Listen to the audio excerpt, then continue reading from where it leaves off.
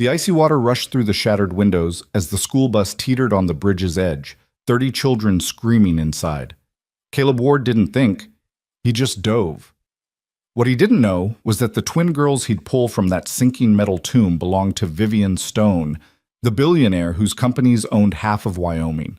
Their chance meeting would ignite a battle between two worlds, where pride collides with power, and love emerges from the most unlikely places.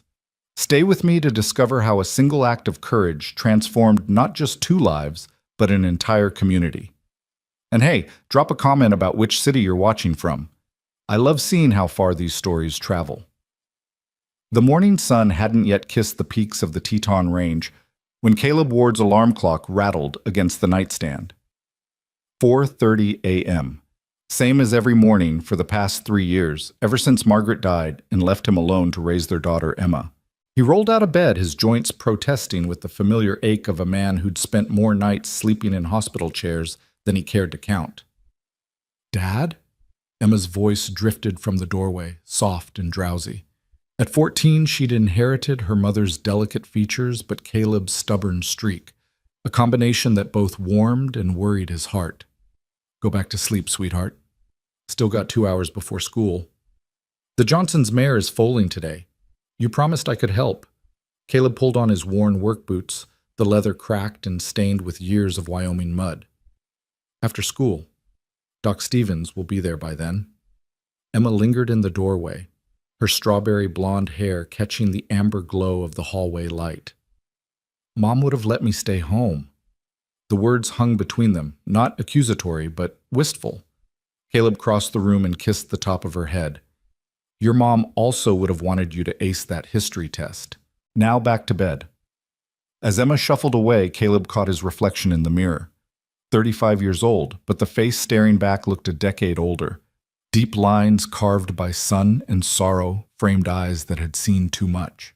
His calloused hands told the story of a man who'd built his life from scratch, only to watch half of it slip away in a sterile hospital room 3 years ago.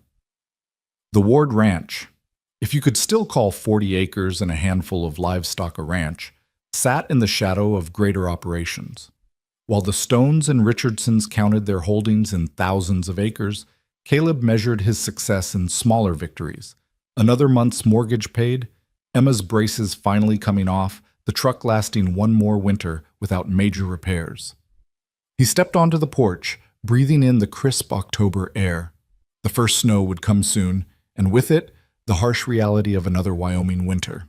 The barn needed a new roof. He could see daylight through the rafters in 3 places. The fence along the eastern pasture had been patched so many times it looked like a jigsaw puzzle, and the combine harvester he'd bought used 5 years ago was making sounds that promised an expensive repair bill he couldn't afford. "Morning, ladies," Caleb called to the 6 dairy cows waiting by the gate. They lowered in response, their breath forming small clouds in the cold air. Milking was meditation for him, the rhythmic sound and motion clearing his mind before the day's real work began. By 6 o'clock, he'd finished the morning chores and was heading into town with 2 steel thermoses of milk for the farmer's market. Cedar Valley, Wyoming, population 2,847, was the kind of place where everyone knew everyone else's business, whether you wanted them to or not. Main Street consisted of a general store, a diner that hadn't changed its menu since 1987, a bank that still used pneumatic tubes, and a collection of shops that survived more on stubbornness than profit. "Caleb Ward, you're looking rougher than a coyote's breakfast," Martha Henderson called from behind the counter of Henderson's general store. At 73, Martha had appointed herself the town's unofficial mother, dispensing advice and casseroles with equal enthusiasm. "Charming as always, Martha." Caleb set one of the thermoses on her counter. "Fresh this morning." Martha's eyes narrowed as she studied him. "When's the last time you ate a proper meal? And I don't mean whatever Emma's been cooking." "She's getting better. Only burned the eggs twice this week. That girl needs a woman's influence." Martha's tone softened. "It's been 3 years, Caleb. Margaret wouldn't want you living like a monk." "Martha, I'm just saying the harvest festival is coming up. Plenty of nice women would be happy to share a dance with you. That new teacher from Cheyenne seems sweet. Rebecca something or other." Caleb collected his payment. $15 that would go toward Emma's college fund, and headed for the door. I'll think about it. You'll do no such thing, and we both know it, Martha called after him. The truth was, Caleb had tried dating once, about a year after Margaret's death. Sarah from the bank, a nice enough woman with kind eyes, and a laugh that reminded him nothing of Margaret's. They'd gone to dinner twice before he realized he spent both evenings talking about his late wife. Sarah had been gracious about it, but they both knew it wasn't going anywhere. The rest of the morning passed in a blur of manual labor. He repaired a section of fence that the neighbor's bull had destroyed again. He mucked out stalls, spread fresh hay, and checked on the pregnant mare that had Emma so excited. By noon, his back ached and his hands were raw despite the work gloves. He was eating a cold sandwich in the barn when his phone rang. The number was Emma's school. Mr. Ward? This is Principal Morrison. There's been an accident. The words hit him like ice water. The sandwich fell from his hand as he was already moving toward his truck. Is Emma... Emma's fine. She's here in my office. But the bus carrying the elementary school field trip. It went off the bridge at Miller's Creek. We need all available adults for the rescue effort. Caleb was in his truck before Morrison finished the sentence. Miller's Creek Bridge was 8 miles north of town, a narrow crossing over a gorge that dropped 30 feet to the water below. In October, with the fall rains, that creek would be running fast and cold. He arrived at a scene of controlled chaos. Emergency vehicles lined the road, their lights painting the afternoon in shades of red and blue. Parents clustered behind police barriers, some crying, others shouting names. But it was the bus that drew his attention. A yellow coffin tilted at an impossible angle, its front end submerged in the churning water below. Sheriff Tom Bradley grabbed Caleb's arm as he rushed forward. Caleb, thank God. We need everyone who can swim. The fire department's rescue team is 20 minutes out from Jackson. These kids don't have 20 minutes. How many? 32 kids, 2 adults. We've gotten 8 kids out so far. The driver's unconscious and the emergency exits are jammed against the canyon wall. Caleb didn't hesitate. He stripped off his jacket and boots, ignoring the bite of the October wind against his skin. Other men were doing the same. Jake Patterson from the hardware store, Mike Chen, who ran the Chinese restaurant, Dave Williams from the fire station. The current's strong, Dave warned. Anyone who goes in needs to be roped. But Caleb was already climbing down the embankment. The first shock of cold water stole his breath, but adrenaline pushed him forward. He could hear children screaming inside the bus, their voices muffled by twisted metal and rising water. He reached the bus and pulled himself through a shattered window. Inside was chaos, children strapped into seats as water rose around them, some conscious and crying, others worryingly still. The bus driver, an older woman named Betty Morrison, was slumped over the wheel, blood trickling from a gash on her forehead. It's okay, Caleb shouted over the noise. We're going to get you all out. He started with the closest child, a boy who couldn't have been more than 7. The seatbelt was jammed, and Caleb had to use his pocket knife to cut through it. One by one, he freed children and passed them through the window to other rescuers who had followed him in. The water was rising faster now, already at seat level. Some of the younger children were standing on their seats to keep their heads above water. Caleb worked mechanically, trying not to think about how many were left, how fast the water was rising, how cold these children must be. The twins! A woman's voice cut through the chaos from the shore. Someone please save the twins. Caleb turned toward the back of the bus where 2 identical girls, maybe 6 years old, were trapped. Their seatbelt mechanism had been crushed by the impact, pinning them in place. The water was at their chests now and rising. Hold on, girls. I'm coming. He had to swim now, the bus having tilted further into the water. When he reached them, both girls were crying silently, their lips blue from cold. They had the same dark hair, same green eyes wide with terror. What are your names? He asked, trying to keep his voice calm as he worked on their seatbelt. I'm Lily, one whispered. She's Rose. Beautiful names. My daughter loves flowers too. We're going to get out of here, okay?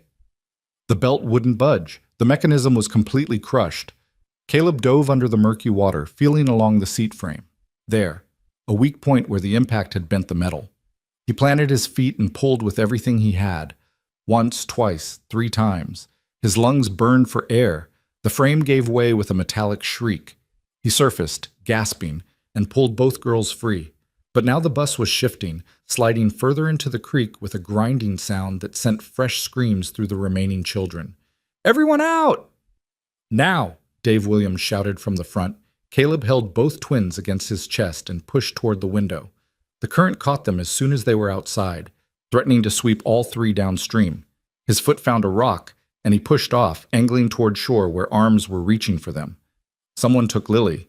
Someone else grabbed Rose. Caleb felt hands pulling him up the embankment, but he shrugged them off and turned back to the bus. There were still children inside. "Caleb, no!" Tom Bradley tried to grab him. "The whole thing's about to go!" But Caleb was already back in the water.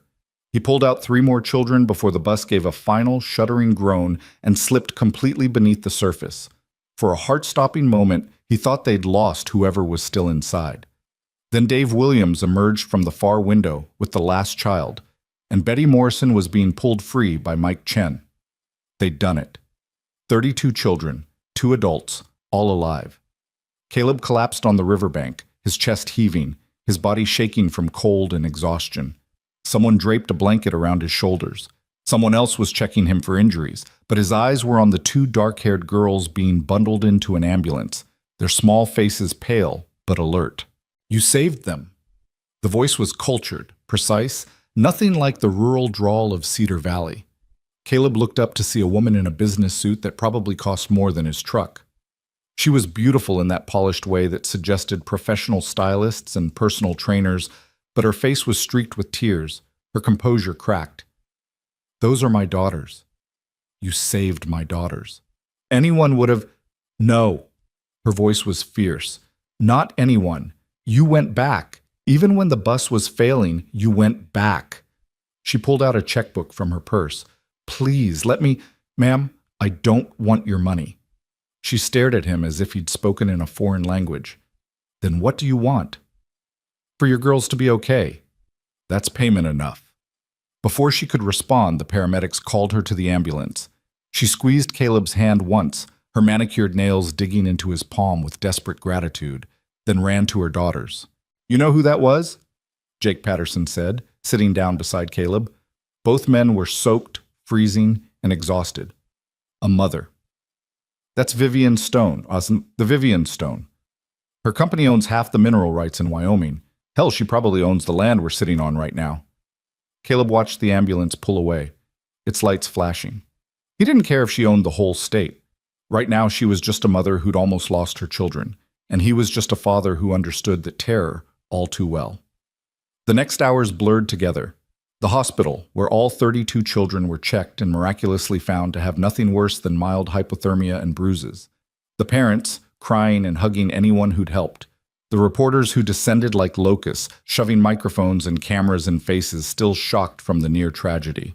Caleb slipped away from it all, finding Emma in the high school parking lot where the older kids had been gathered to wait for their parents. "Dad!" She flew into his arms, not caring that he was still damp and smelled like river water. "They said you saved people. They said you were a hero. Just did what needed doing." He held her tighter than usual, remembering those twin girls and how easily it could have been Emma on that bus. "Let's go home." But home felt different that night. As Caleb tucked Emma into bed, something he hadn't done in 2 years, but she didn't protest, he couldn't shake the image of those green eyes, wide with terror, then relief.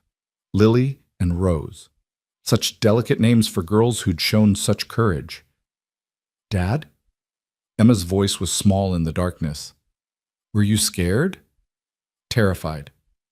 "But you did it anyway." "That's what courage is, sweetheart. Being scared and doing it anyway." "Mom would have been proud." Caleb's throat tightened. "Yeah, she would have." He sat with Emma until her breathing deepened into sleep, then walked out onto the porch. The night was clear, stars scattered across the Wyoming sky like spilled diamonds. Somewhere in Jackson, or maybe Cheyenne, Vivian Stone was probably tucking her daughters into beds that cost more than most people's cars, in a house he couldn't even imagine. He thought about her offer of money, how instinctively he'd refused it. Pride, maybe. Or maybe just the knowledge that some things couldn't be bought or sold. The life of a child. The gratitude in a mother's eyes. The The feeling of doing something that mattered, truly mattered, for the first time since Margaret died. The next morning came too soon, and with it, the reality of his regular life. The pregnant mare had foaled during the night without complications. The cows needed milking. The fence still needed fixing. The world hadn't stopped turning just because 32 children had almost died. But something had changed. As Caleb went about his morning routine, he noticed things he'd overlooked. Martha Henderson's grandson had left a new salt lick by the gate. No note, no request for payment. Someone had patched the worst hole in the barn roof overnight. There was a casserole on his porch steps, still warm, with a note that just said "thank you" in handwriting he didn't recognize.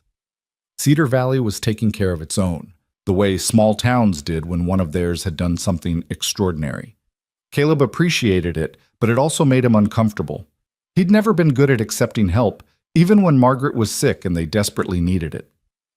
Emma was at school, and Caleb was elbow-deep in engine grease trying to coax the tractor back to life when an expensive car pulled up his drive.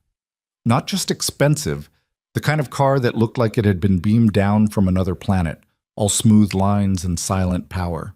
Vivian Stone stepped out, and she looked nothing like the desperate mother from yesterday. This was the Billionaire version, designer everything, sunglasses that probably cost more than his monthly mortgage. An aura of power that made the very air around her seem rarefied. Mr. Ward. Miss Stone. How are the girls? For a moment her composure cracked, and he saw the mother again. They're good. Scared, but good. They wanted me to give you this. She handed him a piece of paper, a child's drawing of a stick figure pulling two smaller stick figures from a blue scribble that must have been water.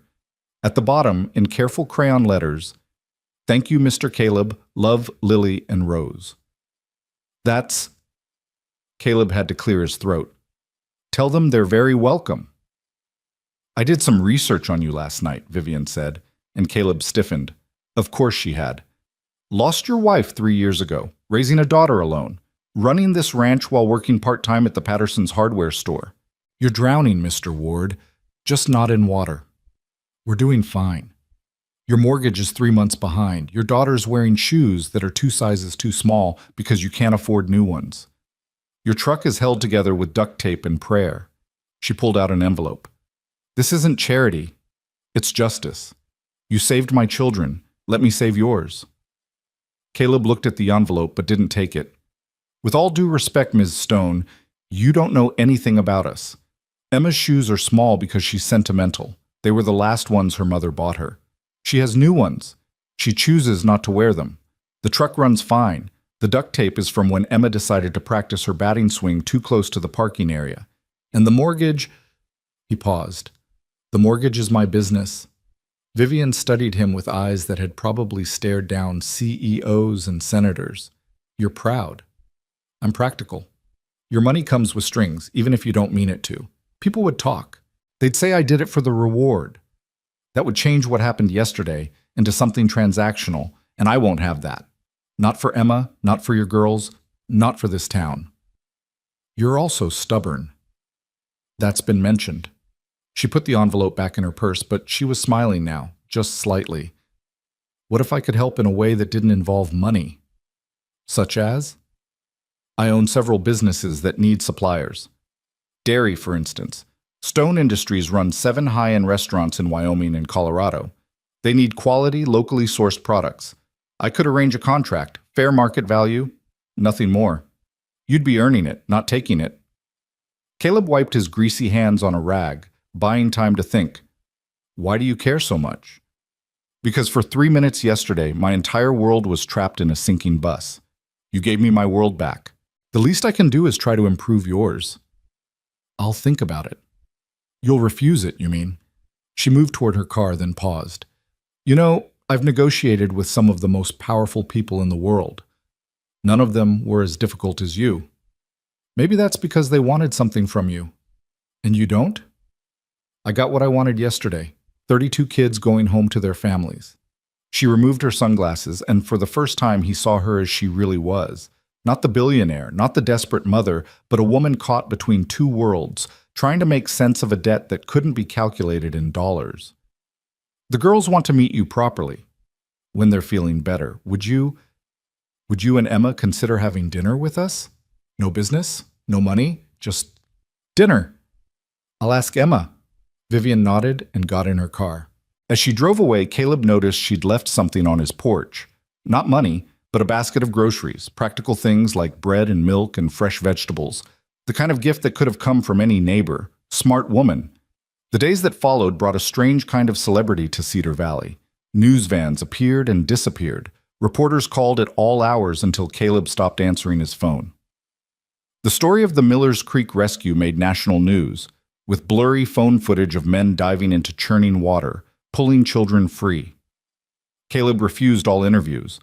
He had work to do, a daughter to raise, a life to live that had nothing to do with 15 minutes of fame.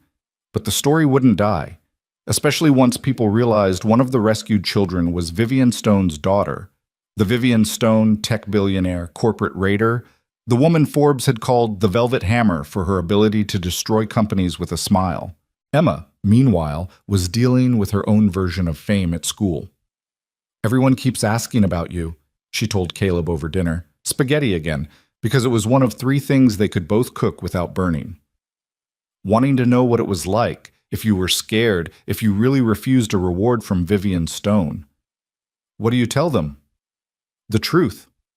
That you're just my dad, and you did what you always do, the right thing." Smart girl. "So?" Emma twirled her spaghetti, not meeting his eyes. "Are we going to have dinner with them? With Miss Stone and her daughters? Do you want to?" I looked her up. She's like super rich, like owns a private jet rich. That doesn't answer my question. Emma was quiet for a moment. "I think Mom would want us to. She always said we should be open to new experiences, meet new people. Plus those girls, they're just little kids who went through something awful. Maybe seeing you again, in a normal setting, would help them." Sometimes Caleb forgot how wise his 14-year-old could be. "All right, I'll call her." The dinner was set for Friday night at a restaurant in Jackson that Caleb had only ever driven past, the kind of place with valet parking and no prices on the menu. He'd had to borrow a suit from Jake Patterson, and Emma wore the dress they'd bought for her school concert, the one nice thing in her closet. "We look ridiculous," Emma whispered as they walked in, past the marble foyer and the tinkling fountain. "We look fine," Caleb lied. He felt like a scarecrow dressed up for Halloween. But then Lily and Rose ran toward them, not in designer dresses, but in jeans and t-shirts with unicorns on them. Looking like any other 6-year-olds, they stopped just short of Caleb, suddenly shy. "Hi," Lily said. "Hi," Rose echoed. "Hi yourselves," Caleb said, crouching down to their level. "You both look a lot better than the last time I saw you." "You saved us," Rose said solemnly, "from the water." "We were really scared," Lily added, "but you said we'd be okay." "And you were." Both girls rushed forward and hugged him, their small arms barely reaching around his neck. Over their heads he saw Vivian watching, and for once she wasn't the billionaire or the desperate mother. She was just grateful. Dinner was less awkward than Caleb had feared. The girls chattered about school, their guinea pig named Mr. Whiskers, their favorite cartoon shows. Emma, usually shy around strangers, opened up when she learned the twins loved horses. "My dad's teaching me to train them," Emma said. "We have a new foal, born just this week." "Can we see it?" both twins asked in unison, turning to their mother with identical pleading expressions. "I don't think—" Vivian started. "You're welcome any time," Caleb interrupted. "Both of you, all of you." Vivian looked at him across the table, and something passed between them. Not attraction, not yet, but understanding. They were both single parents doing their best, both protective of their children, both a little lost in their different ways. "Thank you," she said simply. The evening ended with the twins falling asleep against Emma on a plush bench, worn out from excitement and too much chocolate dessert. Caleb carried Rose while Vivian carried Lily to her car. "This was nice," Vivian said. "Normal. They needed normal. Everyone needs normal. Even billionaires? Especially billionaires, from what I can tell." She laughed, and it transformed her face, making her look younger, less burdened. "You really won't take any reward, will you?" "You bought dinner. That's reward enough." That dinner cost $400. Caleb nearly choked. 400 for pasta? Welcome to my world. I think I'll stay in mine, thanks. But as they drove home, Emma asleep in the passenger seat, Caleb couldn't stop thinking about that laugh. The way Vivian had looked watching her daughters play, the weight she carried that had nothing to do with money. The next few weeks brought unexpected changes. True to her word, Vivian had one of her restaurants reach out about a dairy contract. The terms were fair, more than fair actually, and it would mean steady income through the winter months. Caleb signed it, telling himself it was just business. Then came the educational trust. Not for him, but offered openly to all the children who'd been on the bus. College funds managed by an independent firm, available when they turned 18. No strings, no requirements except graduating high school. The town council voted to accept it unanimously, and even Caleb couldn't find fault with it. She's clever, Martha Henderson said, cornering Caleb in the general store. Can't get to you directly, so she goes around. She's helping the town. She's courting you, is what she's doing. Don't be ridiculous. But then came the visits. Not formal things, just Vivian bringing the twins to see the horses. She'd show up in jeans and boots that still looked expensive, but at least practical, watching as Emma taught Lily and Rose to brush the gentler mares. She'd stand beside Caleb at the fence, discussing everything and nothing. The weather, the girls' schools, the challenges of single parenthood. Do you miss it? She asked one afternoon as November painted the mountains white. Having a partner? Every day, Caleb answered honestly. Margaret was. She was my compass. Without her, I'm just trying not to get too lost. I know the feeling. My husband, ex-husband, he left when the twins were 2. Said I loved my work more than him. He wasn't entirely wrong. Do you love your work more? I love what I've built. The power to change things, to make decisions that matter. But lately, she watched her daughters laughing as Emma led them on the old pony, their cheeks red from cold and joy. Lately, I wonder what I'm building it all for.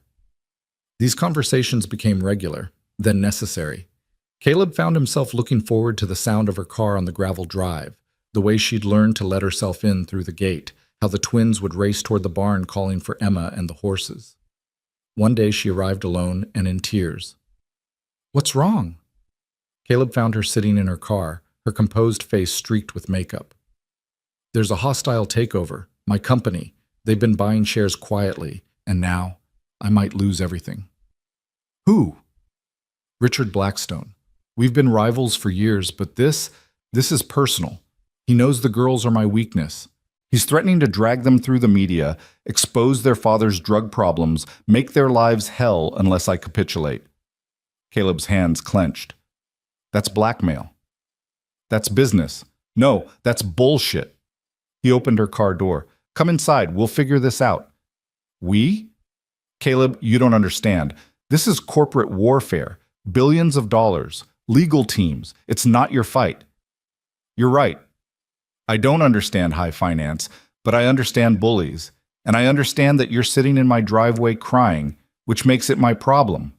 She looked at him, mascara smudged, vulnerability cracking her perfect facade. Why do you care? Because that's what friends do. The word hung between them. Friends. Is that what they were? This billionaire and a rancher, this woman who could buy and sell entire towns, and a man who couldn't afford to fix his barn roof? But she got out of the car and followed him inside, sat at his scratched kitchen table while he made coffee with his 10-year-old machine that wheezed and sputtered but still worked. She told him everything about Blackstone, about the takeover, about how she'd built her empire on intelligence and determination, but now faced losing it to a man who fought dirty. What would Margaret do? Vivian asked suddenly. The question surprised him. What? Your wife. From everything you and Emma have said, she was remarkable. What would she advise?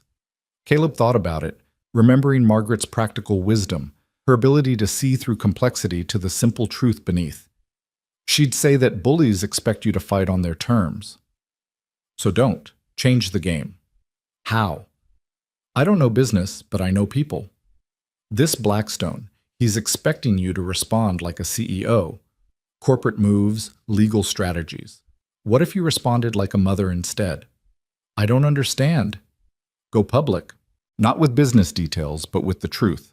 That he's threatening your children to gain a business advantage. Most of your shareholders are people, right? People with families. Let them see what kind of man is trying to take over. Make it personal, because he made it personal first. Vivian stared at him. That's either brilliant or insane. Margaret always said the two were closely related. She laughed, then cried, then laughed again.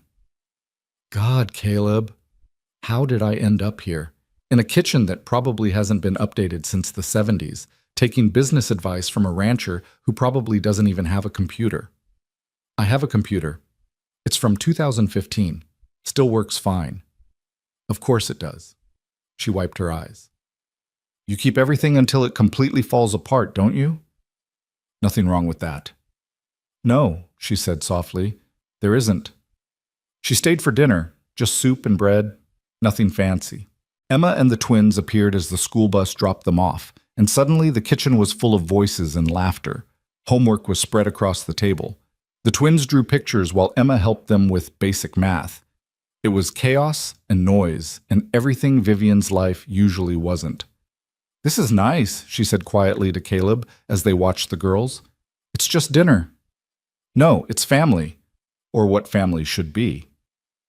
That night, after Vivian had bundled the sleepy twins into her car and headed back to Jackson, Emma asked, Is she your girlfriend?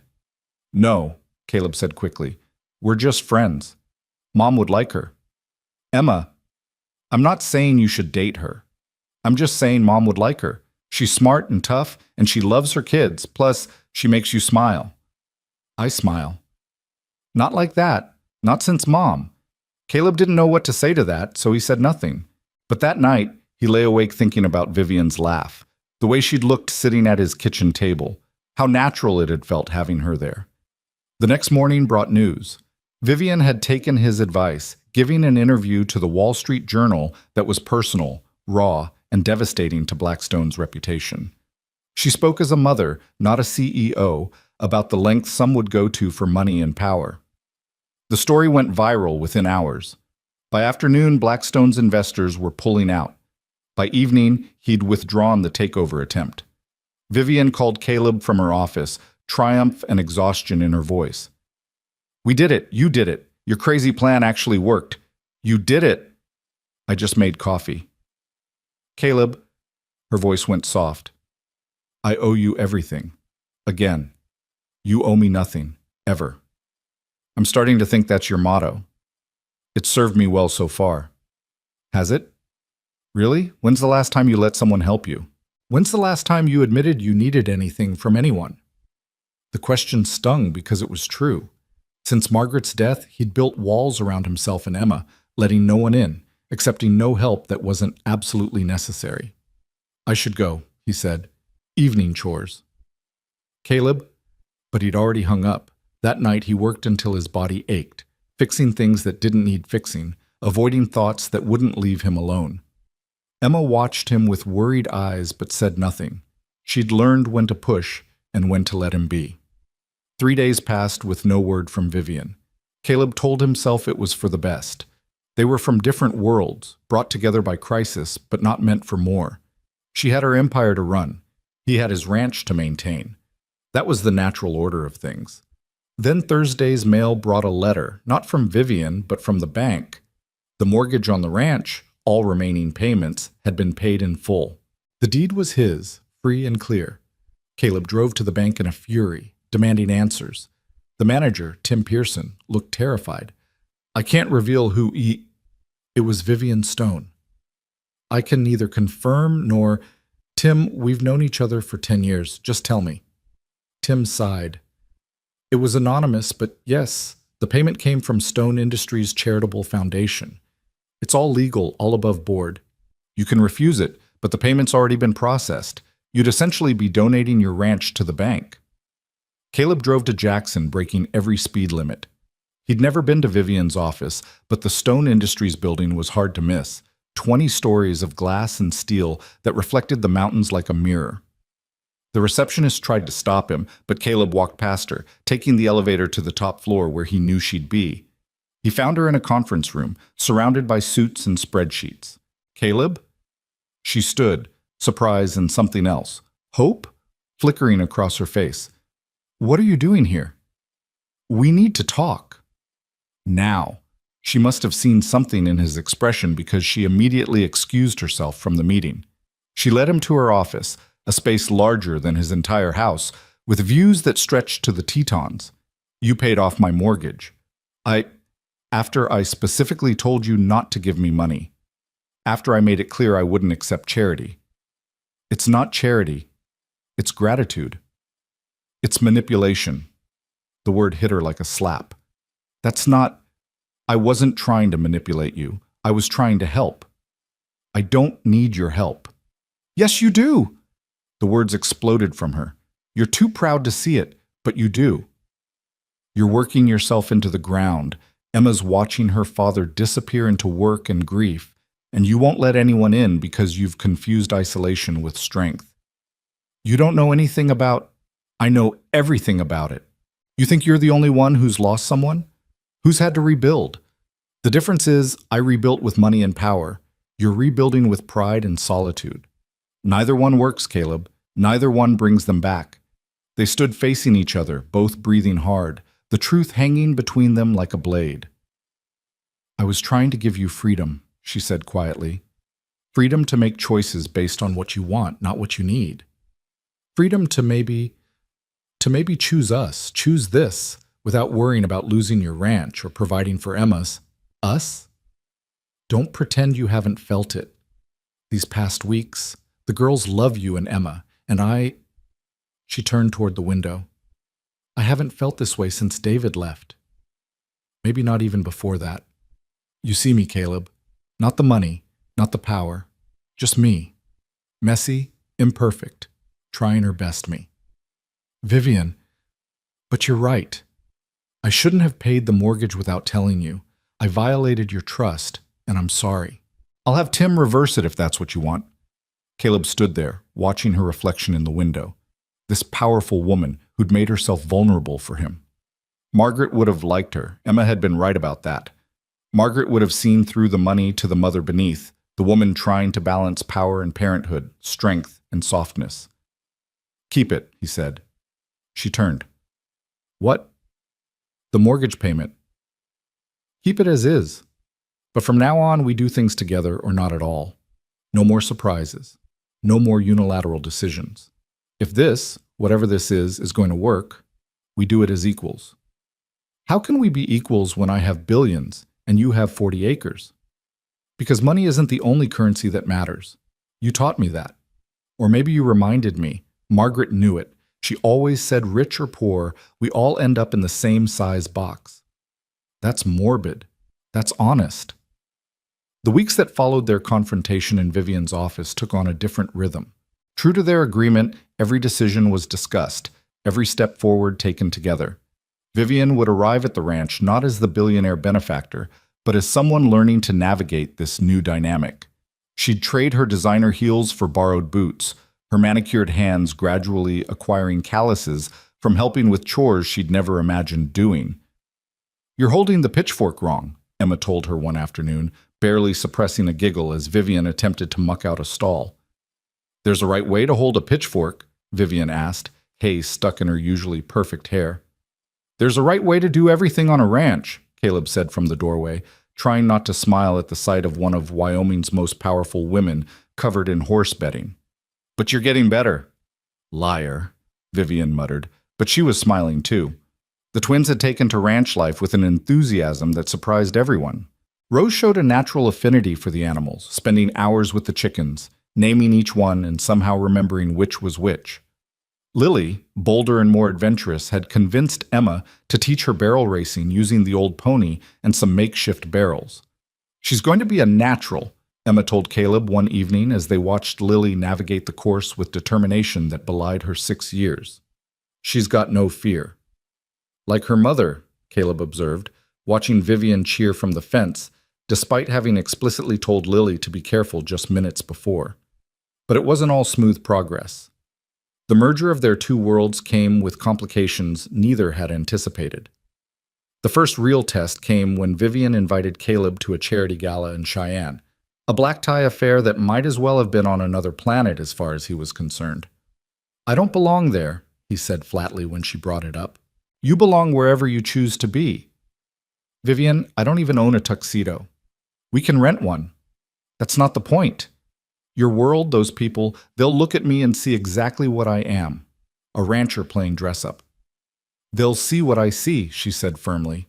"A good man who saved 32 children and doesn't care about impressing anyone." "Is that what you see?" "Among other things," she said, and there was something in her voice that made his heart skip. Against his better judgment, he agreed to go. Jake Patterson's wife, Sandra, practically forced him into her car to go tuxedo shopping in Jackson, insisting that the whole town had a stake in him not embarrassing himself. "You're representing Cedar Valley now," she said, adjusting his bow tie for the 5th time. "Whether you like it or not, you and Vivian Stone are the talk of 3 counties." "There is no me and Vivian Stone." Sandra gave him a look that suggested he was being deliberately obtuse. "Caleb Ward, that woman drives 2 hours each way 3 times a week to muck out horse stalls. If that's not love, I don't know what is." The gala was everything Caleb had feared and more. The ballroom glittered with chandeliers that probably cost more than most people's houses. Women wore gowns that belonged in museums, men in tuxedos that fit like second skins. And there was Vivian, radiant in midnight blue, looking like she belonged in a fairy tale. "You came," she said, and the relief in her voice caught him off guard. "Said I would." "You look—" She paused, taking him in. "You look handsome." "I look like a scarecrow in a borrowed suit." "Stop it." She took his arm, her touch sending electricity through the rented fabric. "You look like exactly who you are, a man who doesn't need any of this to be impressive." The evening was a blur of introductions, handshakes with people whose names he'd only seen in newspapers. Senator this, CEO that, all of them looking at him with barely concealed curiosity. He was Vivian Stone's rancher, the hero from the bridge, the man who'd refused her money. He could see them trying to figure out the angle, the game, because in their world, there was always a game.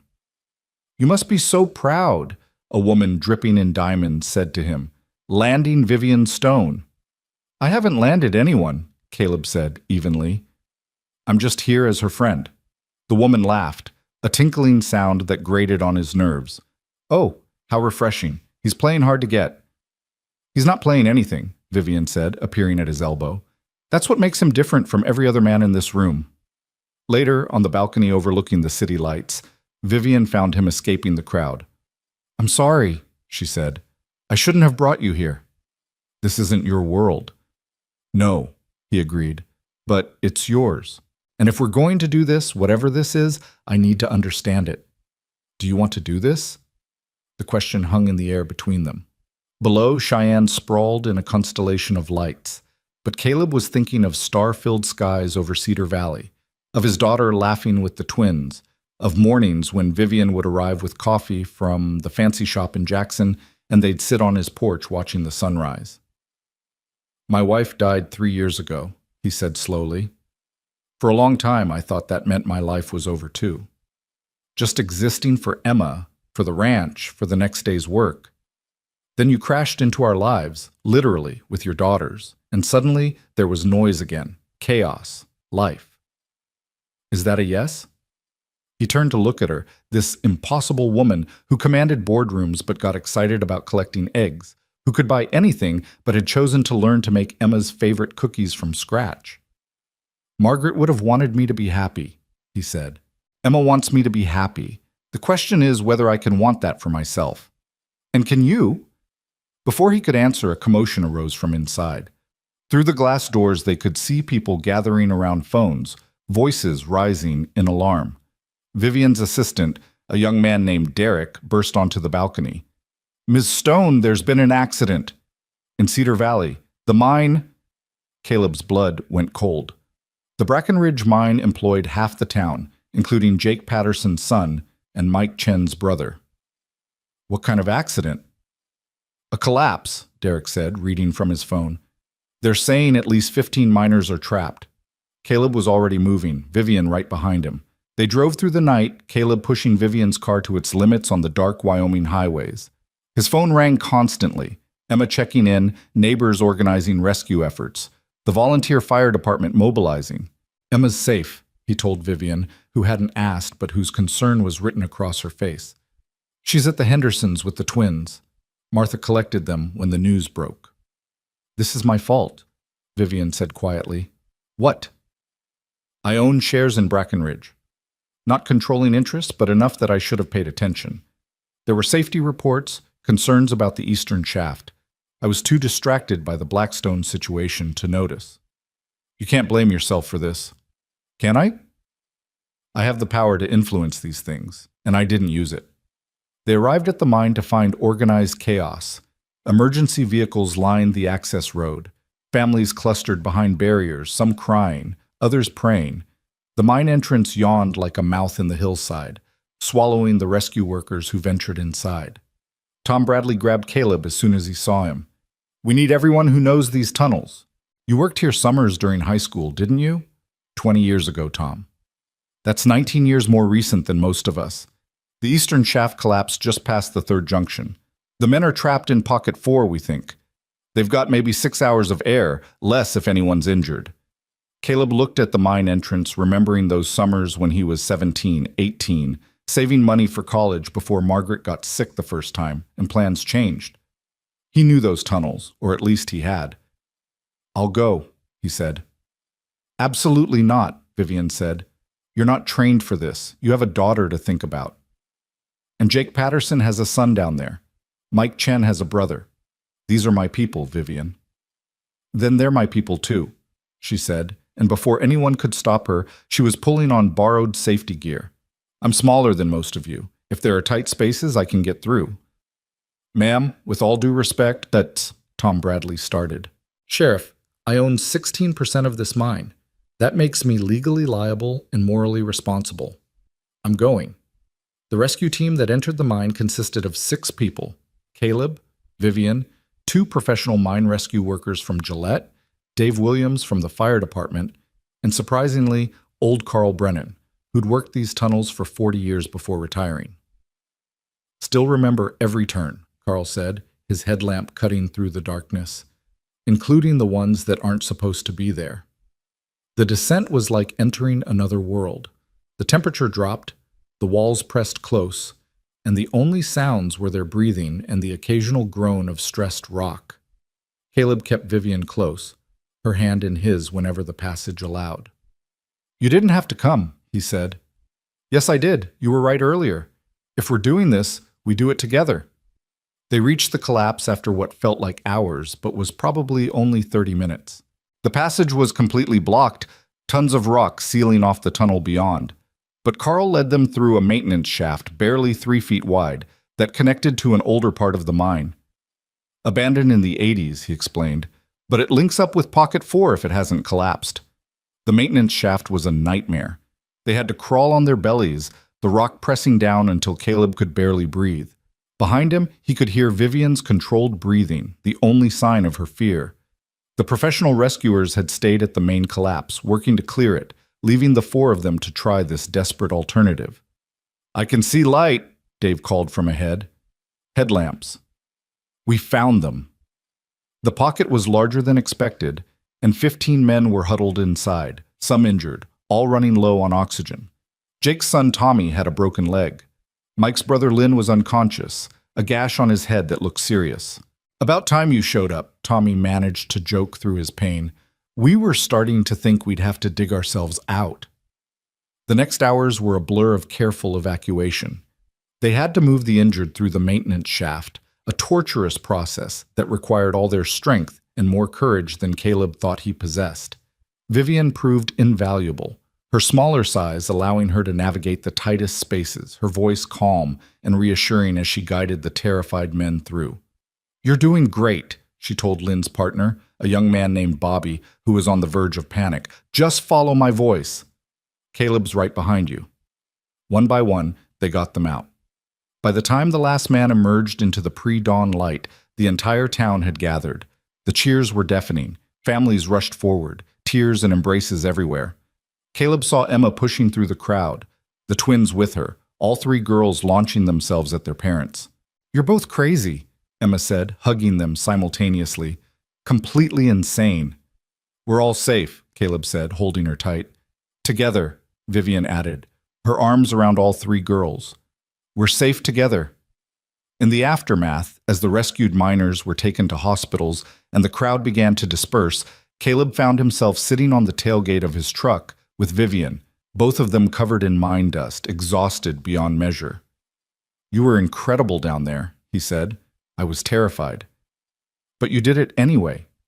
"Someone once told me that's what courage is," she said, leaning against his shoulder. The sun was rising over the mountains, painting the sky in shades of pink and gold. The mine entrance was being sealed, pending investigation. There would be lawsuits, inquiries, changes to be made, but right now, in this moment, everyone was alive. "I know my answer," Caleb said suddenly. "To what?" "Your question, at the gala, about whether I can want to be happy." He turned to face her, this remarkable woman who'd entered his life in crisis and somehow made it whole again. "Yes, I can. I do. With you, if you'll have us. Me and Emma, with all our complications and baggage and small-town ways. Only if you'll have us," Vivian said, tears cutting through the mine dust on her cheeks. "Me and the twins, with all our money and power, and the circus that comes with it." "Deal," he said, and kissed her as the town of Cedar Valley woke to a new day. But their story was far from over. The mine collapse investigation revealed serious safety violations, and Vivian threw herself into the fight for accountability. She used her 16% ownership to force changes, bringing in independent inspectors and establishing a victims fund that she personally guaranteed. "This is going to make you enemies," her lawyer warned her. "Powerful ones. The other owners won't forgive you for this." "Then they'll have to get in line," Vivian said. "I've got plenty of enemies already." The retaliation came swiftly. Suddenly, Vivian's other business interests were under scrutiny. Permits were delayed, contracts questioned. Someone leaked photos of her at Caleb's ranch, spinning a story about the billionaire playing farmer while neglecting her corporate responsibilities. "Maybe we should cool things off," Caleb suggested one evening after a particularly vicious article in the Financial Times. "Until this blows over." "Is that what you want?" "I want you and the girls safe. I want Emma protected from this ugliness. And I want us to stop letting other people dictate our lives," Vivian said fiercely. "We've both done that for too long. You, hiding behind your grief. Me, hiding behind my success. No more." The turning point came from an unexpected source. Richard Blackstone, the corporate raider who'd tried to take over Vivian's company, reached out with a proposal. "I know we're not friends," he said over a video call that included both Vivian and Caleb. "But we have a common enemy now. The Brackenridge board wants you out, Vivian. They're planning a coordinated attack on your holdings. But if we work together." "Why would you help me?" Vivian asked suspiciously. "Because I respect what you did at the mine. And because I'd rather compete with someone who has integrity than deal with the jackals trying to take you down." It was an unlikely alliance, but it worked. Together they exposed the safety violations at other mines owned by the same group, turning public opinion decisively in Vivian's favor. The victory was bittersweet. It didn't bring back the months of fear for the trapped miners or heal all the injuries, but it meant change, real change, for mining safety across Wyoming. Through it all, the relationship between Caleb and Vivian deepened. She bought a small house in Cedar Valley, nothing fancy, just a place where she and the twins could stay without the 2-hour drive. It was 3 blocks from Caleb's ranch, close enough for convenience but far enough to maintain some independence. "We're taking things slow," Vivian told Martha Henderson, who'd appointed herself the town's official relationship coordinator. "Honey, you're 43 and he's 35. Neither of you has time for slow." But slow worked for them. Family dinners became a regular thing. The girls grew closer, Emma becoming the big sister the twins had never had. Caleb taught Vivian to ride properly, while she taught him the basics of reading financial statements. "I never thought I'd understand any of this," he admitted one night, looking over her company's quarterly report. "And I never thought I'd know how to deliver a foal," she replied. "But here we are." The foal in question had arrived 2 weeks earlier, with Vivian assisting as Caleb guided the mare through a difficult birth. She'd cried when the baby horse finally stood on shaky legs, overwhelmed by the miracle of it. "In my world, we create things on paper," she'd said. "Companies, mergers, financial instruments. But this is real creation." Christmas approached with unusual warmth for Wyoming, the snow holding off until mid-December. They decided to celebrate together, all 5 of them, at Caleb's ranch. The house had never been so full of life. A tree that touched the ceiling dominated the living room, decorated with a chaotic mix of Emma's childhood ornaments and new ones the twins had made at school. "It's perfect," Rose declared, adding her 15th paper angel to an already crowded branch. "It's leaning," Lily observed critically. "Everything good leans a little," Caleb said, adjusting the tree stand for the 3rd time. On Christmas Eve, after the girls had gone to bed, Emma reading to the twins until all 3 fell asleep in a pile on her bed, Caleb and Vivian sat by the fire, watching snow finally begin to fall outside. "I have something for you," she said, pulling out a small wrapped box. "We agreed no expensive gifts." "Open it." Inside was a key. Nothing fancy, just a simple brass key on a leather cord. "It's to my house here," she explained. "I know we're taking things slow, but I wanted you to know you're always welcome. You and Emma. This isn't just about me anymore, or just about you. It's about all of us. The family we're building." Caleb pulled out his own gift, suddenly self-conscious. It was a ring, not an engagement ring, but a simple band of silver with a small piece of turquoise embedded in it. "It was Margaret's grandmother's," he said. "Margaret always said it should go to someone who understood that love wasn't about grand gestures, but daily choices. Choosing to show up, choosing to stay, choosing to build something together even when it's hard." Vivian slipped it onto her right hand, tears in her eyes. "It's perfect. You're perfect. I'm really not." "No," he agreed, "but you're perfect for us." The new year brought new challenges. Vivian's ex-husband David resurfaced, claiming he wanted to be part of the twins' lives again. He showed up in Cedar Valley with a lawyer and a court order for visitation rights. "I've been clean for 2 years," he told Vivian in the courthouse hallway. "I have a right to see my daughters." "You had a right when you walked out on them," Vivian said coldly. "You lost it when you chose drugs over your family." The legal battle was ugly. David's lawyer painted Vivian as a workaholic who'd driven him away, now exposing their daughters to an unsuitable environment in rural Wyoming. They brought up Caleb's financial struggles, Emma's mother's death, even the mine rescue, spinning it as reckless endangerment. "This is my fault," Vivian told Caleb after a particularly brutal day in court. "I should never have let you get involved in this." "Hey," he said, taking her face in his hands. "We're partners. Your battles are my battles. We fight together or not at all." The turning point came when the judge asked to speak with the twins privately. At 6, they were young, but Judge Harrison was known for listening to children. Lily and Rose were in chambers for an hour while everyone waited anxiously outside. When they emerged, Lily marched straight to Caleb and took his hand. Rose did the same with Emma. The message was clear. "The court recognizes the biological father's rights," Judge Harrison said when court reconvened.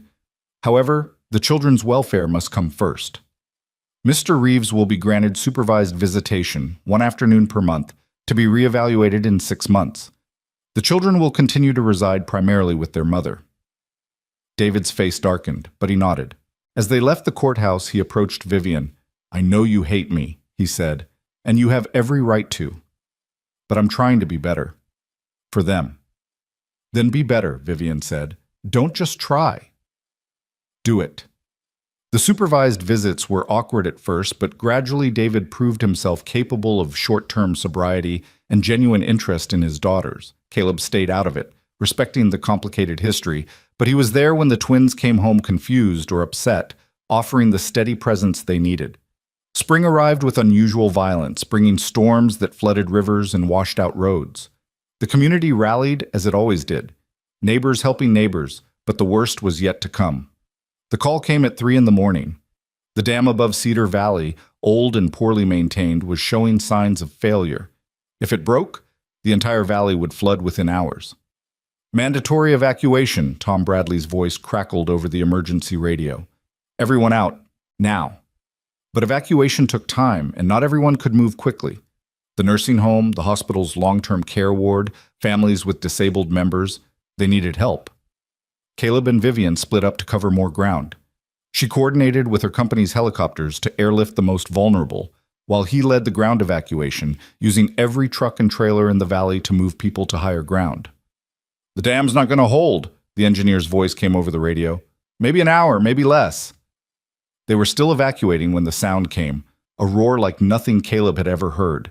The dam hadn't just failed, it had exploded outward, sending a wall of water 20 feet high racing towards Cedar Valley. "Everyone to high ground, now!" Caleb shouted.